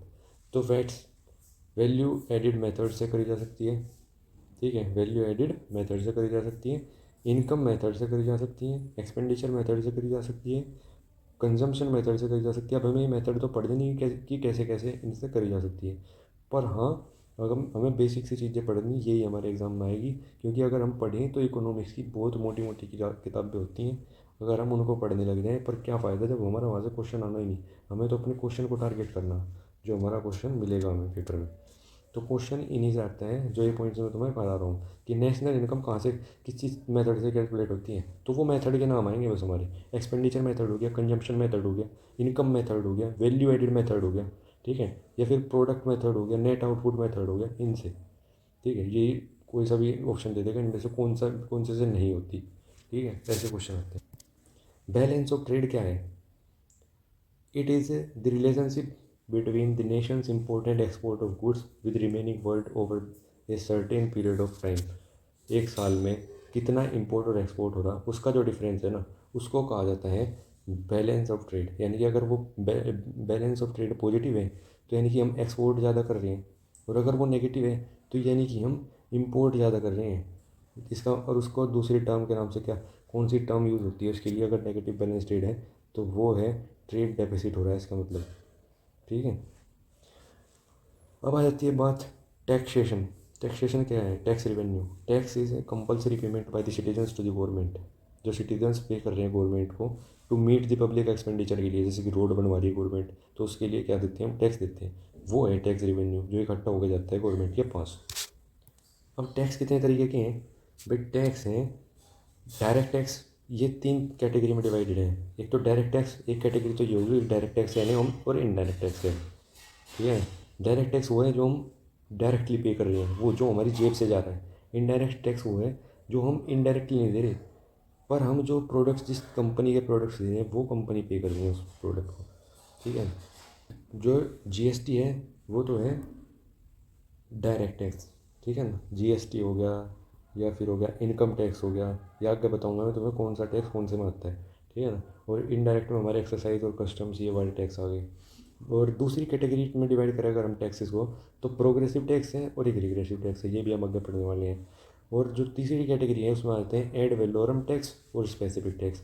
ये हमारी उसमें नहीं है, सिलेबस में नहीं है, ये नहीं आने के, ठीक है। तो हमें 2 टाइप के टैक्स ही पढ़ने हैं, डायरेक्ट, इनडायरेक्ट, प्रोग्रेसिव और रिग्रेसिव। अब आता है वही टॉपिक कि डायरेक्ट टैक्स के अंदर क्या क्या आता है, इनडायरेक्ट टैक्स के अंदर क्या क्या आता है। डायरेक्ट टैक्स के अंदर इनसे क्वेश्चन बनते हैं, पूछ लेंगे कि इनमें से कौन सा डायरेक्ट टैक्स है, कौन सा डायरेक्ट टैक्स नहीं है। तो डायरेक्ट टैक्स वो है जो हमारी जेब से खुद हम निकाल के दे रहे हैं, जैसे कि इनकम आई तो उसमें से टैक्स कट गया हमारा, तो वो है डायरेक्ट टैक्स, हम पर्टिकुलर बंदा पे कर रहे हैं उसको। कोऑपरेट टैक्स हो गया, कोऑपरेट कंपनीज वगैरह पे कर रही। वे और वेल्थ टैक्स हो गया, ठीक है ना, हमारी वेल्थ में से कट रहा है। गिफ्ट टैक्स हो गया, कोई गिफ्ट दे रहे हैं उसमें से जो कट रहा है डायरेक्टली, जो बंदा दे रहा है तो उसमें से कटेगा। और लैंड रिवेन्यू टैक्स की बात करेंगे तो लैंड रिवेन्यू में से भी हम डायरेक्टली जो बंदा ले रहा है सेल परचेजेस पे जो टैक्स लग रहा है। एंटरटेनमेंट टैक्स हो गया, ये डायरेक्ट टैक्स में होगा। तो income tax, corporate tax, wealth tax, gift tax, land revenue tax और आपका एंटरटेनमेंट टैक्स, ये सारे डायरेक्ट टैक्स की कैटेगरी में आते हैं। इनडायरेक्ट टैक्स की बात की जाए तो एक्साइज ड्यूटी आ गई, कस्टम टैक्स आ गया, सेल्स टैक्स आ गया, सर्विसेज टैक्स आ गया, वेट आ गया, वैल्यू एडेड टैक्स और पैसेंजर टैक्स। ये सारे के सारे जो हमें इनडायरेक्टली पे करने पड़ रहे हैं, मतलब हमारे से कोई और लेगा और वो हमारी जगह पे पे कर रहा है इनको।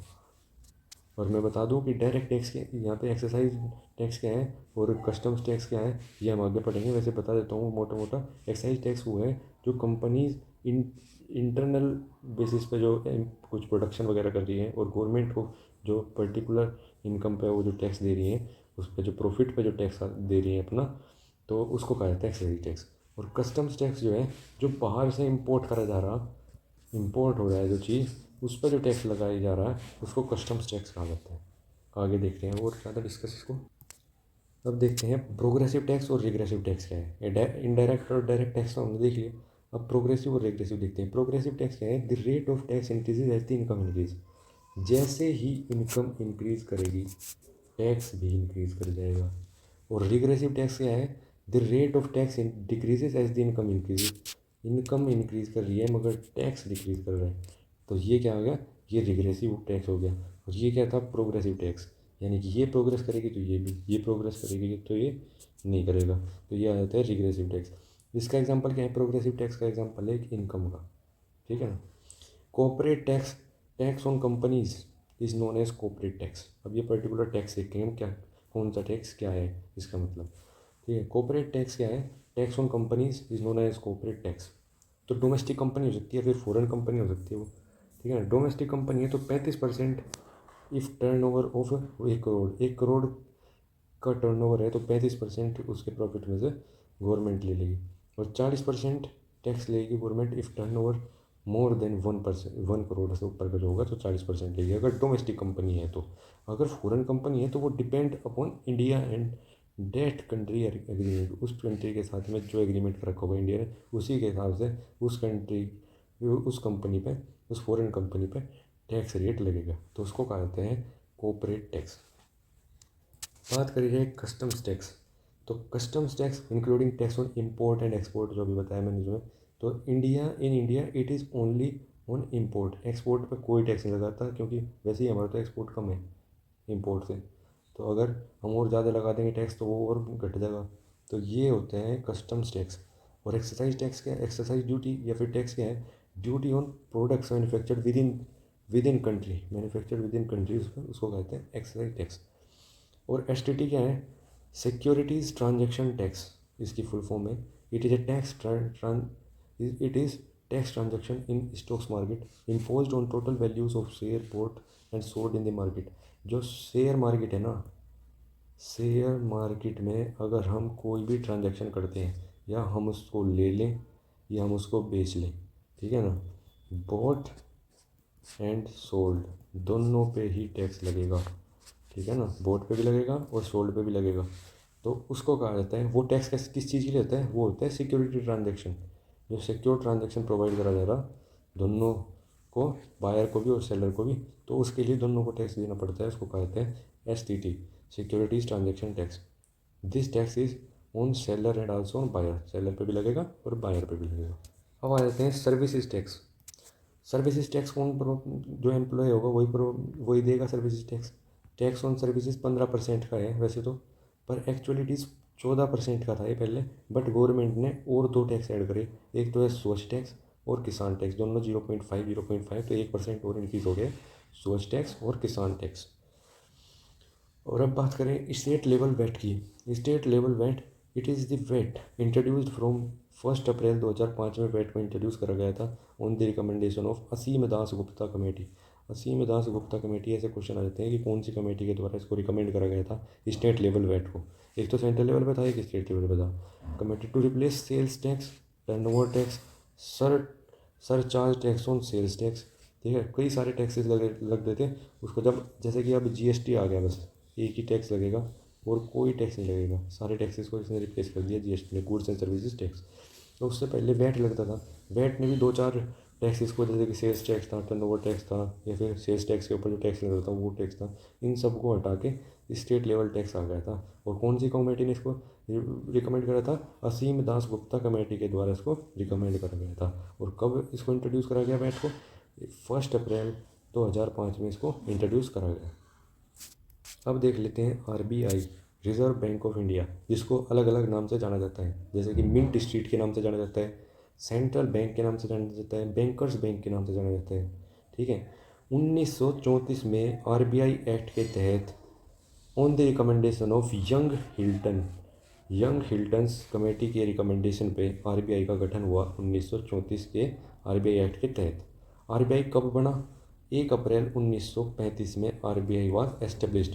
1 अप्रैल 1935 की डेट आ जाती है सीधम सीधी कि आरबीआई कब बना, किस कमेटी के उस पर बना, कौन सा नाम आरबीआई का नहीं है। मिंट स्ट्रीट है, सेंट्रल बैंक है, बैंकर्स बैंक है। और कौन से एक्ट से बना? 1934 के एक्ट से बना। और कौन सी डेट में एस्टेब्लिश करा गया? 1 अप्रैल 1935 में आरबीआई को एस्टेब्लिश करा गया। इन सारी चीज़ों के अपने नोट्स बना लेना, नहीं तो ये फिर अभी तो ये लगेगा कि मेरे याद हो रहा है, बाद में जाके याद नहीं होंगे, तुम भूल जाओगे। ठीक है, इन चीज़ों को जैसे इसमें लिखे हुए मेरे नोट्स बने हुए हैं ऐसे ही तुम भी नोट्स बना लेना अपने। नेशनलाइज्ड कब हुआ ये? आरबीआई जो है वो नेशनलाइज करा गया 1949 में, 1 जनवरी 1949 में इसको नेशनलाइज कर दिया गया। फर्स्ट गवर्नर ऑफ आरबीआई किसको बनाया गया, जो कि 35 से 37 तक रहा? Osborne Smith. 2 साल रहा ओसबोर्न स्मिथ, 1935 से 37 तक। अगर बात करें तो first Indian governor of RBI ये था सीडी देशमुख, जो कि 1943 से 1949 तक रहा। और 23rd गवर्नर रघुराम राजन, ये फेमस गवर्नर्स हैं, 23वां, 24वां और 25वां जो कि करंट चल रहा है अभी। शक्तिकांत दास 2018 में बनाया गया था, अब भी चलता रहा है। इसका जो पीरियड है, वो टाइम पीरियड है, वो एक्सटेंड करते जा रही है। उर्जित पटेल जो है 24वें नंबर का था, 2016 से 18 तक रहा था ये 2 साल उर्जित पटेल। 23वें नंबर का था रघुराम राजन, 13 से 16 तक रहा था। टाइम पीरियड जनरली 3 साल का होता है इनका, 3 साल ही ये गवर्नर रह सकते हैं। उसके बाद अगर एक्सटेंड कर दिया गवर्नमेंट ने तो बनेगा, नहीं तो वो हो जाएगा, नहीं तो हट जाएगा, रिप्लेस कर देगा। हेडक्वार्टर कहाँ पे है आरबीआई का? मुंबई में हेडक्वार्टर है आरबीआई का। 4 जोनल ऑफिसेज हैं आरबीआई के, एक तो चेन्नई में, एक दिल्ली में, एक कोलकाता में, एक मुंबई में। ईस्ट वेस्ट नॉर्थ साउथ सारे के सारे सेंटर्स हैं ऐसे करके। अब बात करें आरबीआई के लोगों की। आरबीआई का लोगो या फिर सील कहते तो लोगो है इसका लोयन और पाम ट्री उतरा हुआ रहता था पहले तो, अब लोयन की जगह पे टाइगर आ गया, टाइगर एंड पाम ट्री उतरा हुआ है। ठीक है, और मेंबर्स कितने हैं इसमें? इसमें 21 मेंबर्स होते हैं। वो कैसे, अभी मैं काउंट करूँगा। एक तो होगा इसमें गवर्नर, 4 डेप्यूटी गवर्नर्स होंगे, एक governor, 4 deputy governor, 4 regional heads होंगे इसमें, 2 गवर्नमेंट ऑफिशियल्स होंगे जो कि फाइनेंस मिनिस्ट्री के रिप्रेजेंटेटिव्स होंगे।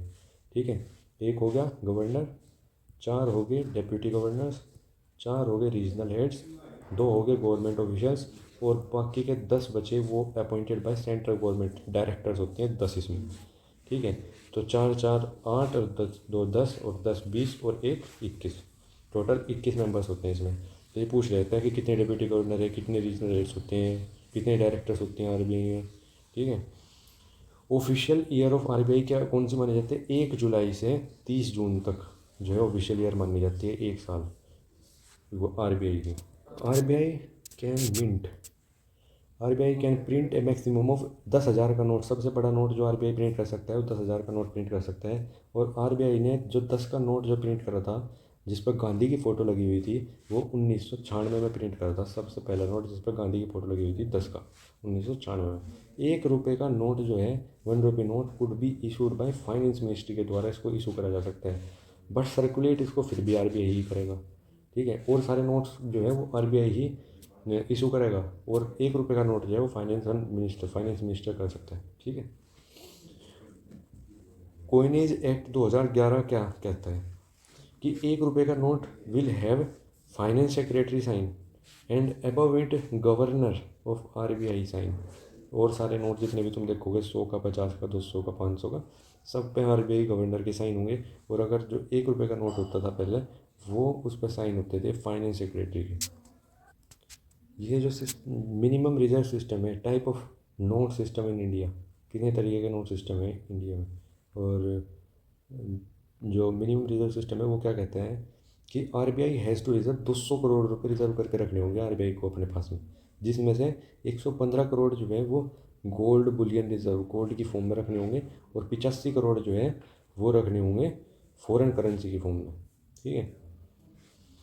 ये मिनिमम रिजर्व सिस्टम था, है मतलब आरबीआई का। और आरबीआई को हम और किस किस नाम से जानते हैं, तो बैंकर्स टू द गवर्नमेंट के नाम से जानते हैं, bankers bank and lender of the last resort के नाम से जानते हैं, कंट्रोलर ऑफ क्रेडिट के नाम से जानते हैं, और कस्टोडियन ऑफ फॉरेन रिजर्व के नाम से भी जानते हैं।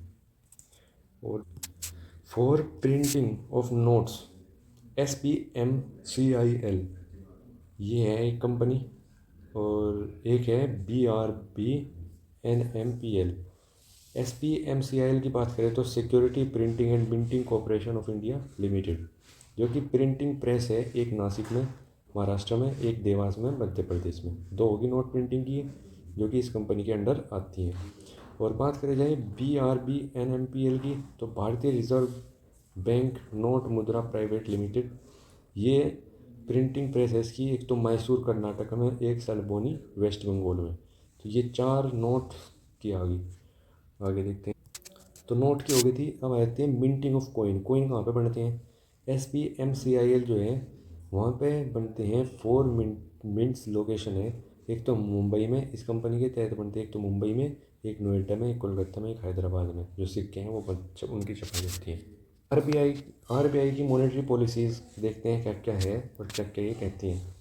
तो रेपो रेट क्या है, the rate at which RBI lends its money to the commercial banks for short period of time, उसको कहा जाता है रेपो रेट, ठीक है।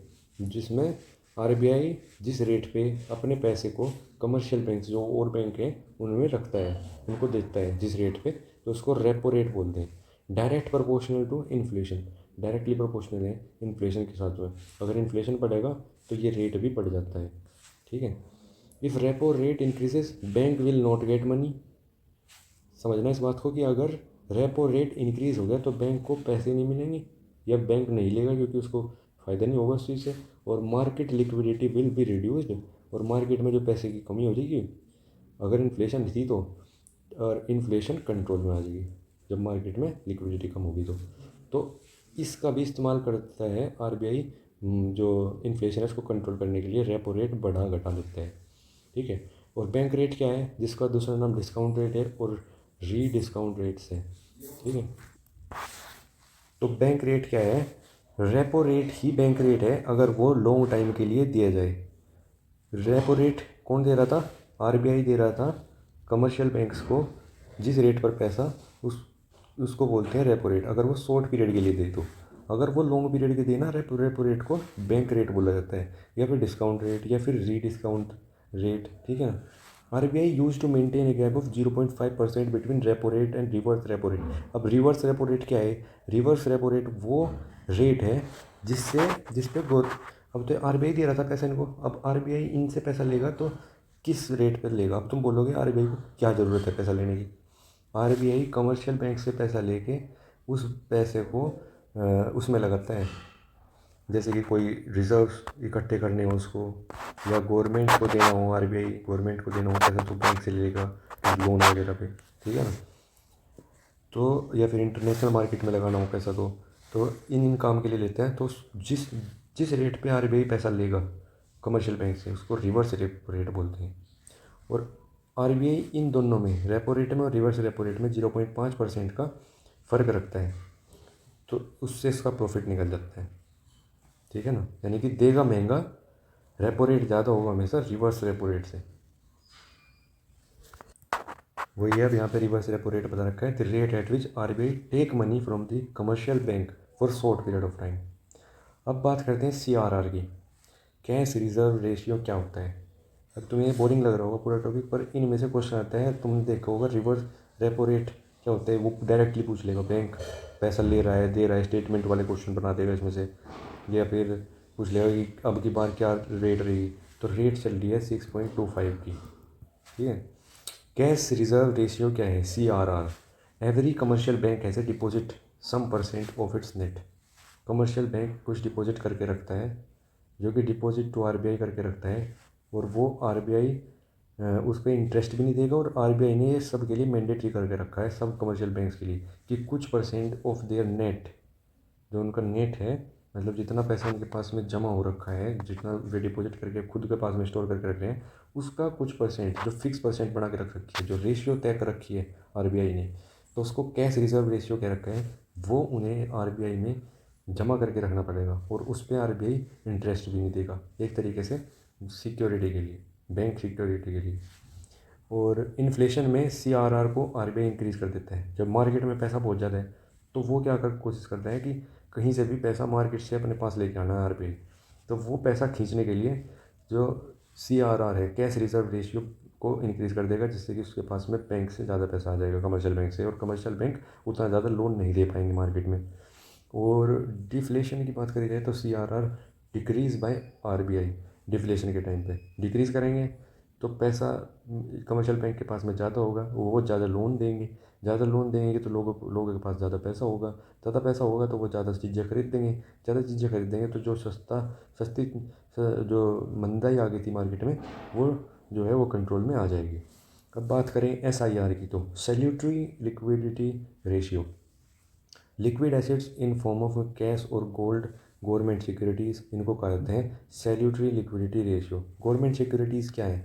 गवर्नमेंट सिक्योरिटीज़ ये होता है, बेसिकली ये एक लेटर होता है जो गवर्नमेंट साइन होता है, जिसमें गवर्नमेंट साइन करके कहती है, एक एफिडेविट होता है कि हम, यानी कि गवर्नमेंट ऑफ इंडिया, तुम्हें आश्वासन देते हैं कि ये जो लेटर है, जहाँ पे भी तुम इसको दोगे, तुम्हें इतना अमाउंट ऑफ मनी मिल जाएगा, जितना भी वो उसमें लिख के देंगे, ठीक है ना। तो उसको कहते हैं कि ये गवर्नमेंट सिक्योरिटीज़ हैं, और वो जिस बंदे के पास भी हैं, वो किसी भी बैंक में जाके उनको दे दे, उसको पैसा मिल जाएगा। तो इन जो ऐसे ये जो एसेट्स हैं, ये जो लिक्विड एसेट्स हैं, जैसे कि कैश हो गया, गोल्ड हो गया, फिर गवर्नमेंट सिक्योरिटीज़ होगा, इनको हम सैल्यूटरी लिक्विडिटी रेशियो कहते हैं, SIR। अब बात करी जाए ओपन मार्केट ऑपरेशंस की, OMO की।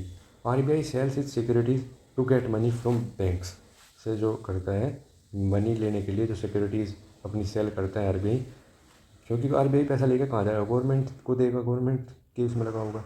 तो ये जो सिक्योरिटीज़ सेल करता है अपनी, तो उसको ओपन मार्केट ऑपरेशंस बोलते हैं, OMO। मोरल सुएशन क्या होता है? ये है advice to give less loans during inflation. Advice करते हैं, उसमें कोई भी पाबंदी नहीं है कि वो ऐसा करे ही, पर ये मोरल सुएशन है, ठीक है। ये नैतिक सुएशंस हैं कि एक तरीके से एडवाइस है आरबीआई की, कि ज़्यादा लोन दो, कि कम लोन दो जब महंगाई हो रही हो, और ज़्यादा लोन दो जब मंदाई चल रही हो मार्केट में। Rupee become a freely convertible currency in India 1994 में। रुपी एक फ्रीली कन्वर्टेबल करेंसी बना था। और इंश्योरेंस और वर्ल्ड ट्रेड में हमने कब ज्वाइन करा था? 1 जनवरी 1995 को इंडिया मेंबर बन गया था वर्ल्ड ट्रेड ऑर्गेनाइजेशन का, WTO। 1994 में पहले हमने क्या कर लिया था? रुपी कन्वर्ट करना स्टार्ट कर दिया था अदर करेंसीज में। Insurance sector in India is regulated by IRDA, insurance regulatory and development authority. Insurance sector in India regulate करा जाता है IRDA के द्वारा। अब आ जाती है बहुत ज़्यादा इम्पोर्टेंट, जो कि सबसे ज़्यादा इम्पोर्टेंट चीज़ है, वो है लॉज ऑफ डिमांड। इसके बिना इकोनॉमिक्स अधूरी है। तो पहला लॉ क्या कहता है? दो लॉ हैं इसके, लॉज ऑफ डिमांड क्या है? दो लॉ हैं डिमांड के। पहला लॉ क्या कहते हैं? अदर थिंग रिमेन्स कॉन्स्टेंट, सारी चीज़ें और कॉन्स्टेंट रहेगी।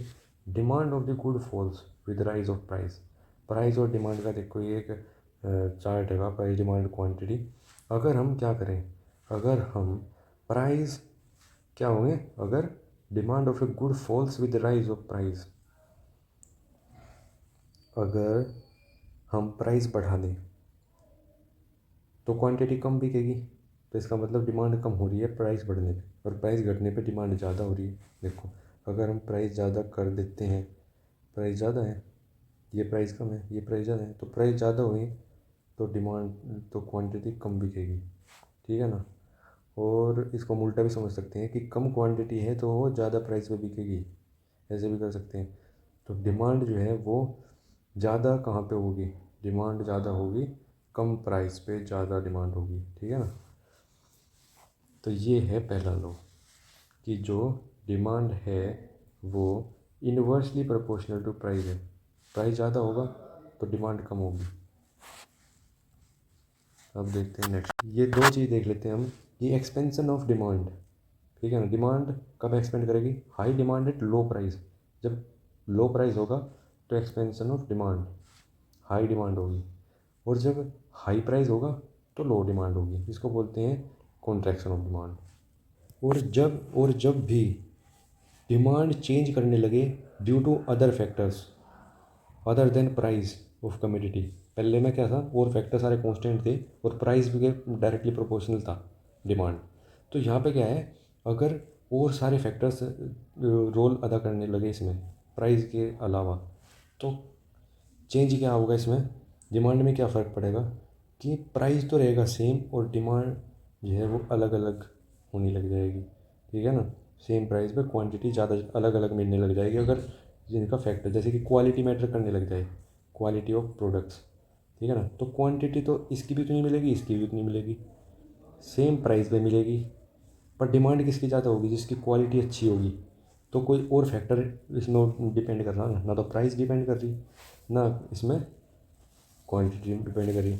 तो डिमांड किस चीज़ पर डिपेंड कर रही, तो डिमांड डिपेंड कर रही है इसके क्वालिटी पे। तो अदर फैक्टर आ जाएंगे अगर, तो दो चीज़ें, एक तो डायरेक्टली प्रोपोर्शनल हैगी, डिमांड जो है वो directly proportional to demand is directly proportional to, वो इन्वर्सली प्रोपोर्शनल टू प्राइस, और सॉरी यार, इन्वर्सली प्रोपोर्शनल टू प्राइस एक लो तो, और दूसरा लो जो कहता है कि डिमांड और प्राइस, प्राइस तो कांस्टेंट रहेगा, प्राइस का कोई फ़र्क नहीं पड़ेगा, अगर अदर फैक्टर काम कर रहे होंगे तो जो डिमांड है वो उन फैक्टर्स के हिसाब से ही चलेगी। अब बात कर लेते हैं डिफरेंट टाइप्स ऑफ गुड्स, अलग अलग तरीके के गुड्स हैं, जैसे कि normal goods, income increases, demand increases. Normal goods हैं, अगर आदमी का जैसे कि डेली का राशन है, अगर वो उसकी इनकम बढ़ जाती है तो वो राशन ज़्यादा ज़्यादा लाने लग जाएगा, ज़्यादा खाने लग जाएगा, ज़्यादा यूज़ करने लग जाएगा, नई नई चीज़ें लाएगा, ठीक है ना। तो ये है नॉर्मल गुड्स पे। तो अगर इनकम बढ़ेगी तो डिमांड भी इंक्रीज़ होगी। कोऑपरेटिव गुड्स की बात करी जाए, कॉम्पिटिटिव गुड्स या फिर सब्सटीट्यूट गुड्स, तो those goods which can be used in place of each other, जो एक दूसरे की जगह पे यूज़ करे जा सकते, जैसे कि टी और कॉफ़ी हो गया, बॉल पेन और जेल पेन हो गया, ठीक है। अगर टी के प्राइस बढ़ जाते हैं मार्केट में तो ऑटोमेटिकली कॉफ़ी खरीदना शुरू कर देंगे लोग बाग, और कॉफ़ी की डिमांड इंक्रीज़ हो जाएगी। अगर बॉल पेन के जो वो है इंक्रीज़ हो जाते हैं प्राइस, तो जेल पेन बिकना शुरू हो जाएगा मार्केट में, क्योंकि लोगों को तो लिखना है, और लिख जेल पेन से भी सकते हैं और बॉल पेन से भी, ठीक है ना। और कॉम्प्लीमेंट्री गुड्स आ जाते हैं, दो goods in which without one another can not be use, जैसे कि कार और पेट्रोल है। अगर if we increase petrol price, demand of car will reduce. इसका मतलब ये कॉम्प्लीमेंट्री है, एक दूसरे पर निर्भर करते हैं ये, ठीक है ना। जो जो कार ले रहा होगा वही तो पेट्रोल खरीदेगा, अगर पेट्रोल के प्राइस ही बढ़ा दी जाए तो लोग बाग कार ही खरीदना कम कर। तो अब हम देख लेते हैं inferior goods. Inferior goods those goods which have negative relative with relation with income, relative लिख रखा है, रिलेशन है, ठीक है, negative relation with income, it means at high income demand will be lower. तो अब जैसे मारुति 800 है, अगर हमारी इनकम बढ़ जाए, पैसे हमारे पास ज़्यादा पैसा आ जाए, तो हम मारुति 800 में जाते हुए क्या करेंगे, शर्माएंगे कि मारुति 800 ले रहा, तो उसकी जो डिमांड है वो कम हो जाएगी, अगर ये है इन्फीरियर गुड्स, ठीक है ना। और गेफिन गुड्स क्या है, गेफिन गुड्स है those goods which contradicts the law of demand, demand to increase with price, जब प्राइस बढ़ेगा डिमांड भी बढ़ जाएगी, जैसे कि एप्पल आईफोन है, ठीक है ना। एप्पल का आईफोन है तो उसकी डिमांड बढ़ेगी, या फिर फैशन प्रोडक्ट्स हैं ये आते हैं गिफ्ट इन गुड्स में, एप्पल हो गए, ये एक स्टेटस को दिखाते हैं। तो स्टेटस को दिखाने के लिए तो जितना ज़्यादा महंगा होगा उतना ज़्यादा उसकी डिमांड बढ़ जाएगी। अब देखते हैं लॉ ऑफ डिमांड का क्या क्या फ़र्क पड़ता है यहाँ पे। गिफ्ट इन गुड्स जो है, गिफ्ट इन गुड्स हैं, प्राइस इंक्रीज़ हो रहा तो डिमांड भी इंक्रीज़ होगी, प्राइस इंक्रीज़ होने के साथ डिमांड भी इंक्रीज़ होगी, प्राइस डिक्रीज़ होने के साथ डिमांड भी डिक्रीज़ होगी। मैंने तुम्हें बताया वही चीज़, ये प्रोडक्ट्स आते हैं स्टेटस सिंबल्स के साथ में देखे जाए तो ये लॉ ऑफ डिमांड्स को फॉलो नहीं करते, ये इनके एक्सेप्शन है लॉ ऑफ डिमांड्स की, ठीक है ना। जैसे कि गिफ्ट इन प्रोडक्ट्स हो गए, स्टेटस सिंबल गुड्स हो गए, जैसे आईफोन बताया मैंने, प्रोडक्ट इंक्रीज़ कर प्राइस इंक्रीज़ करेगा तो डिमांड भी इंक्रीज़ करेगी। इमरजेंसी गुड्स हो गए, भाई इमरजेंसी है तो प्रोडक्ट चाहे उसके प्राइस कितनी भी हो डिमांड तो उतनी रहेगी उसकी फिर भी। फैशन प्रोडक्ट्स हैं, जितना ज़्यादा महंगा उतना ही ज़्यादा डिमांड, ठीक है ना, क्योंकि फैशन की डिमांड कभी कम नहीं होने वाली। और नेसेसरी गुड्स क्या है, जितनी ज़्यादा उसके प्राइस कर ले या फिर कितने भी कम कर ले, कितने भी ज़्यादा कर ले, डिमांड तो उसकी सेम ही रहने वाली है, नेसेसरी है। पानी की बोतल तो 20 की कर ले, 10 की कर रहा जब भी उतनी पिएगी, 20 की कर रहा जब भी उतनी पिएगी, क्योंकि लोग पानी उतना ही पीएंगे। ऐसा तो नहीं कि सस्ता देख के ज़्यादा पीना शुरू कर देंगे। अब आ जाता है एक और important topic, price elasticity. Unit elastic demand है, इन इलास्टिक है, ये 5 तरीके की हैं इलास्टिसिटी। मतलब इलास्टिसिटी मतलब कितना इफेक्ट पड़ेगा उसमें। कोई इन इलास्टिक है मतलब कोई इफेक्ट नहीं पड़ेगा, कोई इलास्टिक डिमांड है यानी कि पूरा इफेक्ट पड़ेगा, कोई परफेक्टली इलास्टिक है, कोई परफेक्टली इलास्टिक है, कोई यूनिटी इलास्टिक। यूनिटी इलास्टिक है इसका मतलब जितना चेंज करोगे उतना ही दूसरा चेंज होगा।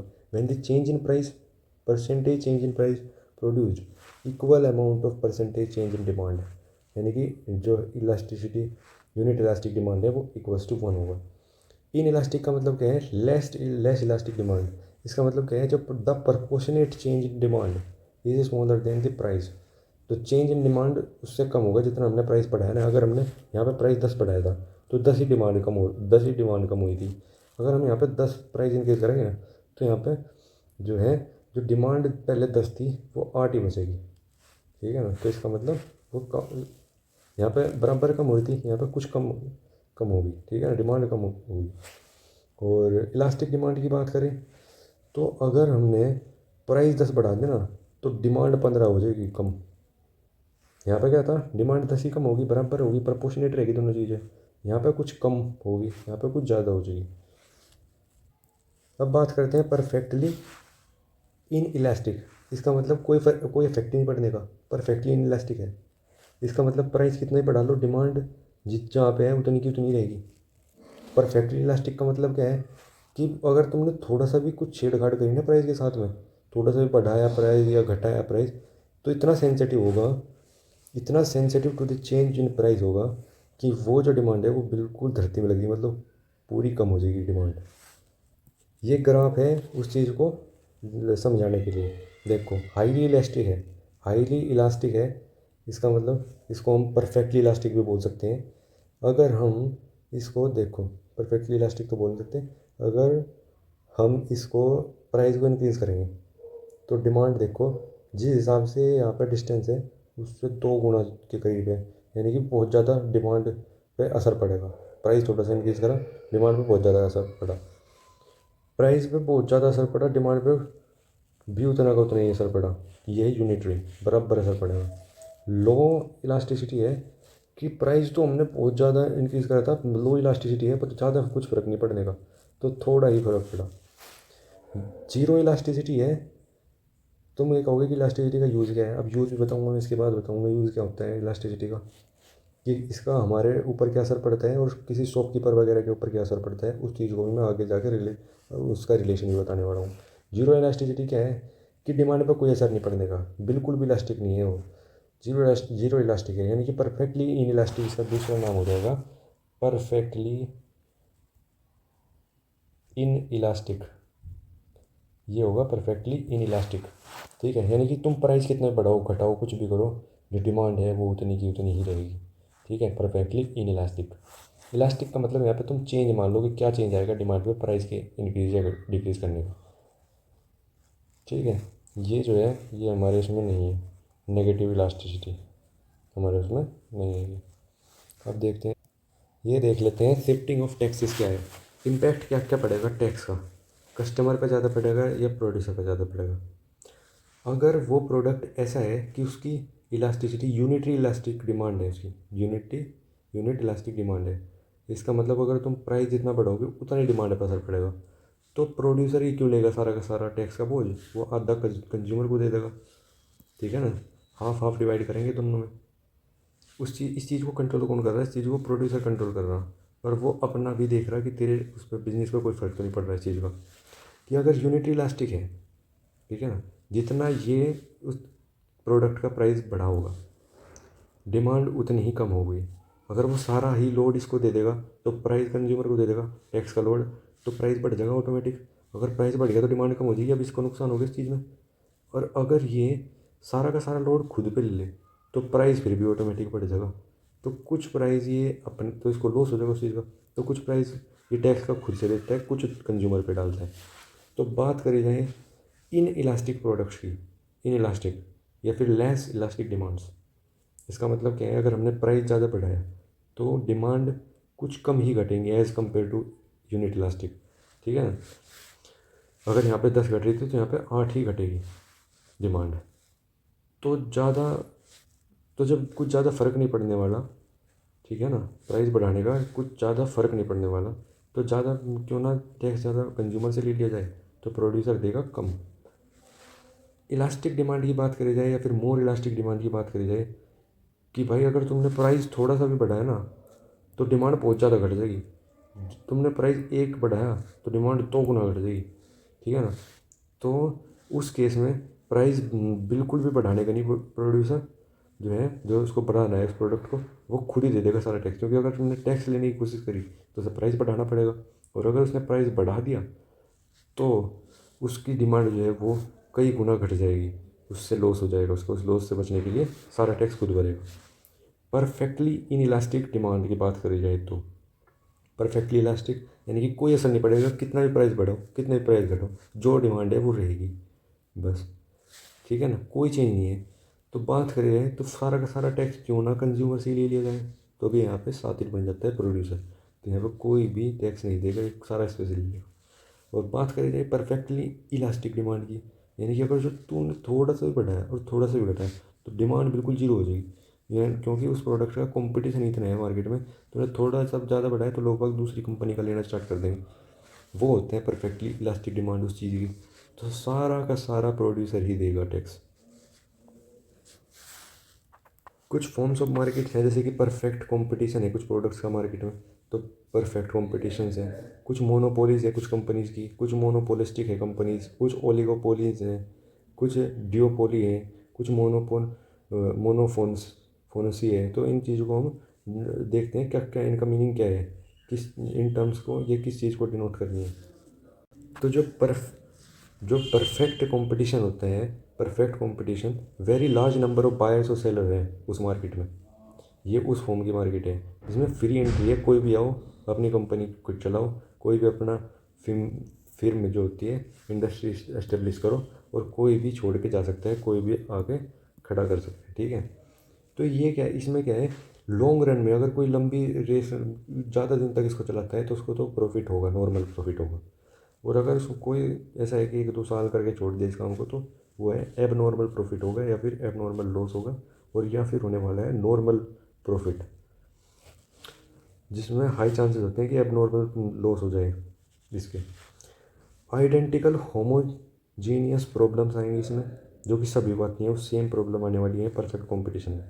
और परफेक्ट नॉलेज होनी ज़रूरी है इसमें। इसमें कोई भी एडवर्टाइजमेंट कॉस्ट नहीं आती, क्योंकि अगर हमने एडवर्टाइजमेंट कॉस्ट करने की कोशिश करी, वैसे ही परफेक्ट कंपटीशन है इसमें, वैसे ही प्राइस का भी कंपटीशन रहता है आपस में।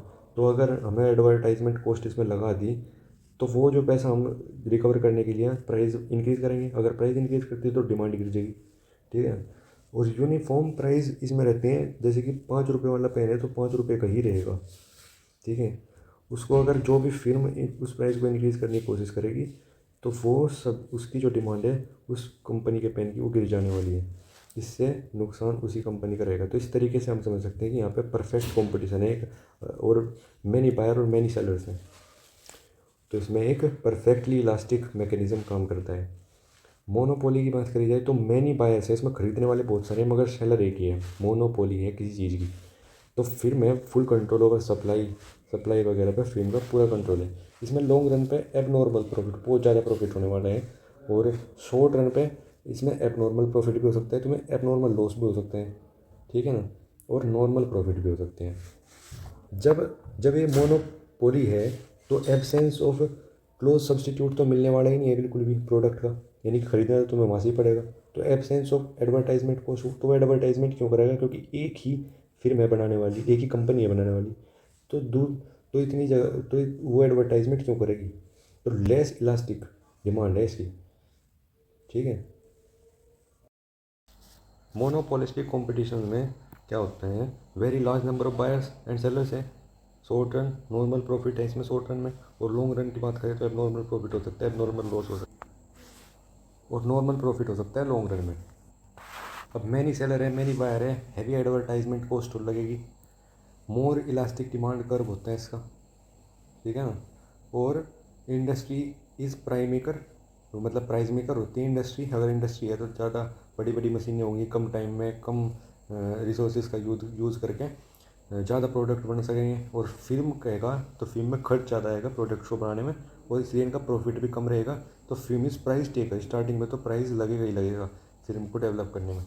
और बात करें ओलिगोपोली की, फ्यू फिल्म्स होती हैं ओलिगोपोली में, इंटरडिपेंडेंट होती हैं, firms are dependent on each other for price output, जैसे कि पेट्रोलियम कंपनीज होगी, पेट्रोल कंपनीज इसका एग्जांपल हो गया, और प्राइस रिजरेटिव एक प्राइस होता है सारी जगह पे, पर कांट डिटरमाइन डिमांड कर्व को डिटरमाइन नहीं कर सकते हम इसमें, क्योंकि सारी की सारी कंपनीज मिलकर एक प्राइस बनाती हैं। इसमें होता है ओलिगोपोली, यानी कि सबकी वो होती है, सबका रूल होता है एक तरीके से, हाँ, यानी कि सबकी सुन के एक प्राइस बनाया जाता है, उसी प्राइस को मार्केट में इंट्रोड्यूस करा जाता है। तो इसमें कोई भी कंपटीशन नहीं होता, और अगर कंपटीशन होता भी है तो सेम ही प्राइस पे कंपटीशन होता है। डिओपोली क्या है, डिओपोली हैगा टू सेलर हो गए और मैनी बायर होंगे। डिओ मतलब टू, और मैनी बायर होंगे। मोनोप्सोनी, मोनोप्सोनी कंपटीशन होगा, वन बायर होगा और मैनी सेलर होंगे। जैसे कि हेल्थ इंश्योरेंस कंपनीज बहुत सारी हैं, मगर सिंगल बायर कौन है, गवर्नमेंट है, सिंगल बायर गवर्नमेंट है उनका, इसलिए इसको मोनोप्सोनी कहा जाता है। तो ये सिस्टम से क्वेश्चन आएंगे इनसे कि ये जो इस तरीके की जो मार्केट है वो इसमें कितने सेलर की क्या होता है, उसका डिस्क्रिप्शन दे देंगे स्टेटमेंट वाइज ऑप्शंस में, तो कौन से रिलेटेड है, ये कौन से वाली का स्टेटमेंट है, इसका कौन सा स्टेटमेंट है, वो पूछ लेंगे। तो ये क्वेश्चन यहाँ से भी बनता है ये। अब कुछ बचे हुए डिफरेंट लॉज एंड रेवोल्यूशन देख लेते हैं, जैसे कि Adam Smith, father of economics जिसको कहा जाता है, एडम स्मिथ को, जिसकी बुक है वेल्थ ऑफ नेशन, जो कि 1776 में पब्लिश हुई थी, और कॉन्सेप्ट इन्होंने दिया था कैपिटलिज्म का कॉन्सेप्ट दिया था, कॉन्सेप्ट ऑफ इंडिविजुअलिज्म, और कॉन्सेप्ट ऑफ बेनिफिट अप्रोच भी इन्होंने दिया था। 3 कॉन्सेप्ट दिए थे। कैपिटलिज्म जो कि हमने पढ़ा, जिसको यूएस से फॉलो करता है, लेसेस फेयर पॉलिसी के नाम से भी जाना जाता है, ठीक है, और एक इंडिविजुअलिज्म और एक benefit approach. JB Say supply creates its own demand, ये इनका कहना है जेबी से का। और Ragnar Frisch use term first time, और माइक्रो और मैक्रो टर्म का इस्तेमाल इसने 1993 में रेगनार फ्रिस ने किया था। जेएम केनेसिस की बात करें तो father of macro biology JM Keynes है। अब बात करें Keynesian psychological law of consumption. It says when income rises consumption expenditure also rises, ठीक है ना, कंजम्पशन भी बढ़ेगा, एक्सपेंडिचर भी बढ़ेगा, बट द प्रपोर्शनेट चेंज, जो पहले इनकम थी उसके हिसाब से जो एक्सपेंडिचर हो रहा था, अब जो इनकम बढ़ के हुई और अब जो एक्सपेंडिचर बढ़ के हुआ, जो ये एक्सपेंडिचर और इनकम का जो रेशियो आया ना, ये जो होगा, ये जो प्रपोर्शनेट होगा वो कम होगा पहले के मुकाबले, ठीक है ना। अब आता है ग्राम्स लॉ क्या है। This law says bad money will throw out good money from the market. Phillips curve, AW Phillip, जिसके नाम इस नाम से भी जानते हैं, फिलिप्स कर्व, जो किसने दिया था, AW फिलिप ने दिया था। It shows the inverse relationship between inflation and unemployment, के बीच में इनवर्स रिलेशनशिप दिखाई इसने। अब अनएम्प्लॉयमेंट के बीच में, क्योंकि हमें पता है कि जब महंगाई बढ़ेगी, जब भी इन्फ्लेशन होगी, वो क्रिएट करेगी, डायरेक्टली प्रोपोर्शनल है टू एम्प्लॉयमेंट। तो इनवर्सली प्रोपोर्शनल तो अपने आप ही होगी अनएम्प्लॉयमेंट के। सेम बात है ना, डायरेक्टली प्रोपोर्शनल टू एम्प्लॉयमेंट कर ले या इनवर्सली प्रोपोर्शनल टू अनएम्प्लॉयमेंट कर ले। तो फिलिप्स कर्व ने इस चीज़ को दर्शाया था। Laffer curve it shows relationship between rate of tax and tax revenue के बीच में। लेफर कर्व ने रिलेशन दिखाया था किसके बीच में? Rate of tax and tax revenue के बीच में, क्योंकि जितना ज़्यादा रेट ऑफ टैक्स होगा उतना ही ज़्यादा टैक्स रिवेन्यू जनरेट होगा। अब देख लेते हैं, एक होता है चीप मनी, एक होता है डियर मनी। चीप मनी क्या है? Money which is available to the borrower at low rate of interest. ये तो होता है चीप मनी, यानी कि जो सस्ते रेट पे मिल जाए। और डियर मनी क्या होता है? Money which is available to the borrower at high rate of interest पे मिले जो। पॉवर्टी क्या है? रैगनार नकल्स ने अपनी बुक ने कहा poor nations will always be poor due to cycle of poor. ने कहा, रैगनार नकल्स ने पॉवर्टी के बारे में क्या स्टेटमेंट दिया कि poor nations will always be poor due to cycle of poor. इन चीज़ों को याद रखें, कौन सा स्टेटमेंट किसने कह रखा, चीप मनी क्या है, डियर मनी क्या है। ये मतलब एक दो बार पढ़ लेंगे तो ये दिमाग में रहेंगी, अगर क्वेश्चन इनसे आता भी है। वैसे तो इनसे बहुत ही कम क्वेश्चन आवे, अगर आता भी है 1%, तो वो सही होने के ज़्यादा चांसेस होंगे। ठीक है ना। किसी चीज़ को छोड़ने से ज़्यादा अच्छा है कि उस चीज़ को एक बार आंखों से निकाल ले जाए, क्योंकि अगर आसान क्वेश्चन है वो ना छूट पाए। हाँ, हार्ड आएगा तो वो तो कोई भी नहीं कर पाएगा। अगर हार्ड आना होगा तो वो जो तुमने पढ़ रखा है ना 100 बार, जो जो तुमने पढ़ लिया, उसमें से भी क्वेश्चन आ गया ना, तो वो भी नहीं कर पाओगे तुम। अगर हार्ड क्वेश्चन आ गया तो उसमें से भी नहीं कर पाओगे। और जो हल्का क्वेश्चन आया जो सब करेंगे तो वो तुम ना छोड़ के आओ। तो tools use to calculate poverty क्या है? लोरेंस कर्व एक तो, और एक है गिनी कोफिशिएंट। लेबर के बारे में कार्ल मार्क्स की बुक में, जो कि है दास कैपिटल, इसमें डिस्क्राइब कर रखा 1867 में जो पब्लिश हुई थी। इसकी है कार्ल मार्क्स। माल्थस ने थ्योरी ऑफ पॉपुलेशन दी थी। और क्वांटिटी थ्योरी ऑफ मनी जो है वो किसने दी थी? मिल्टन फ्रेडमैन और इरविंग फिशर ने दी। तो ये थी हमारी इकोनॉमिक्स। तो ये इकोनॉमिक्स कंप्लीट हो गई। Thank you.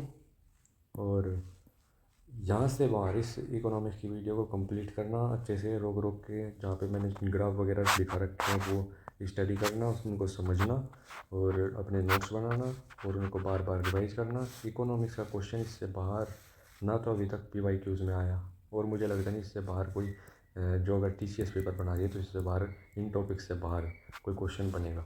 हाँ, एक चीज़ बची, जो रेवोल्यूशंस हैं, रेवोल्यूशंस इन इंडिया, वो आप एक सीरीज़ चला रखी है स्टैटिक जीके के नाम से।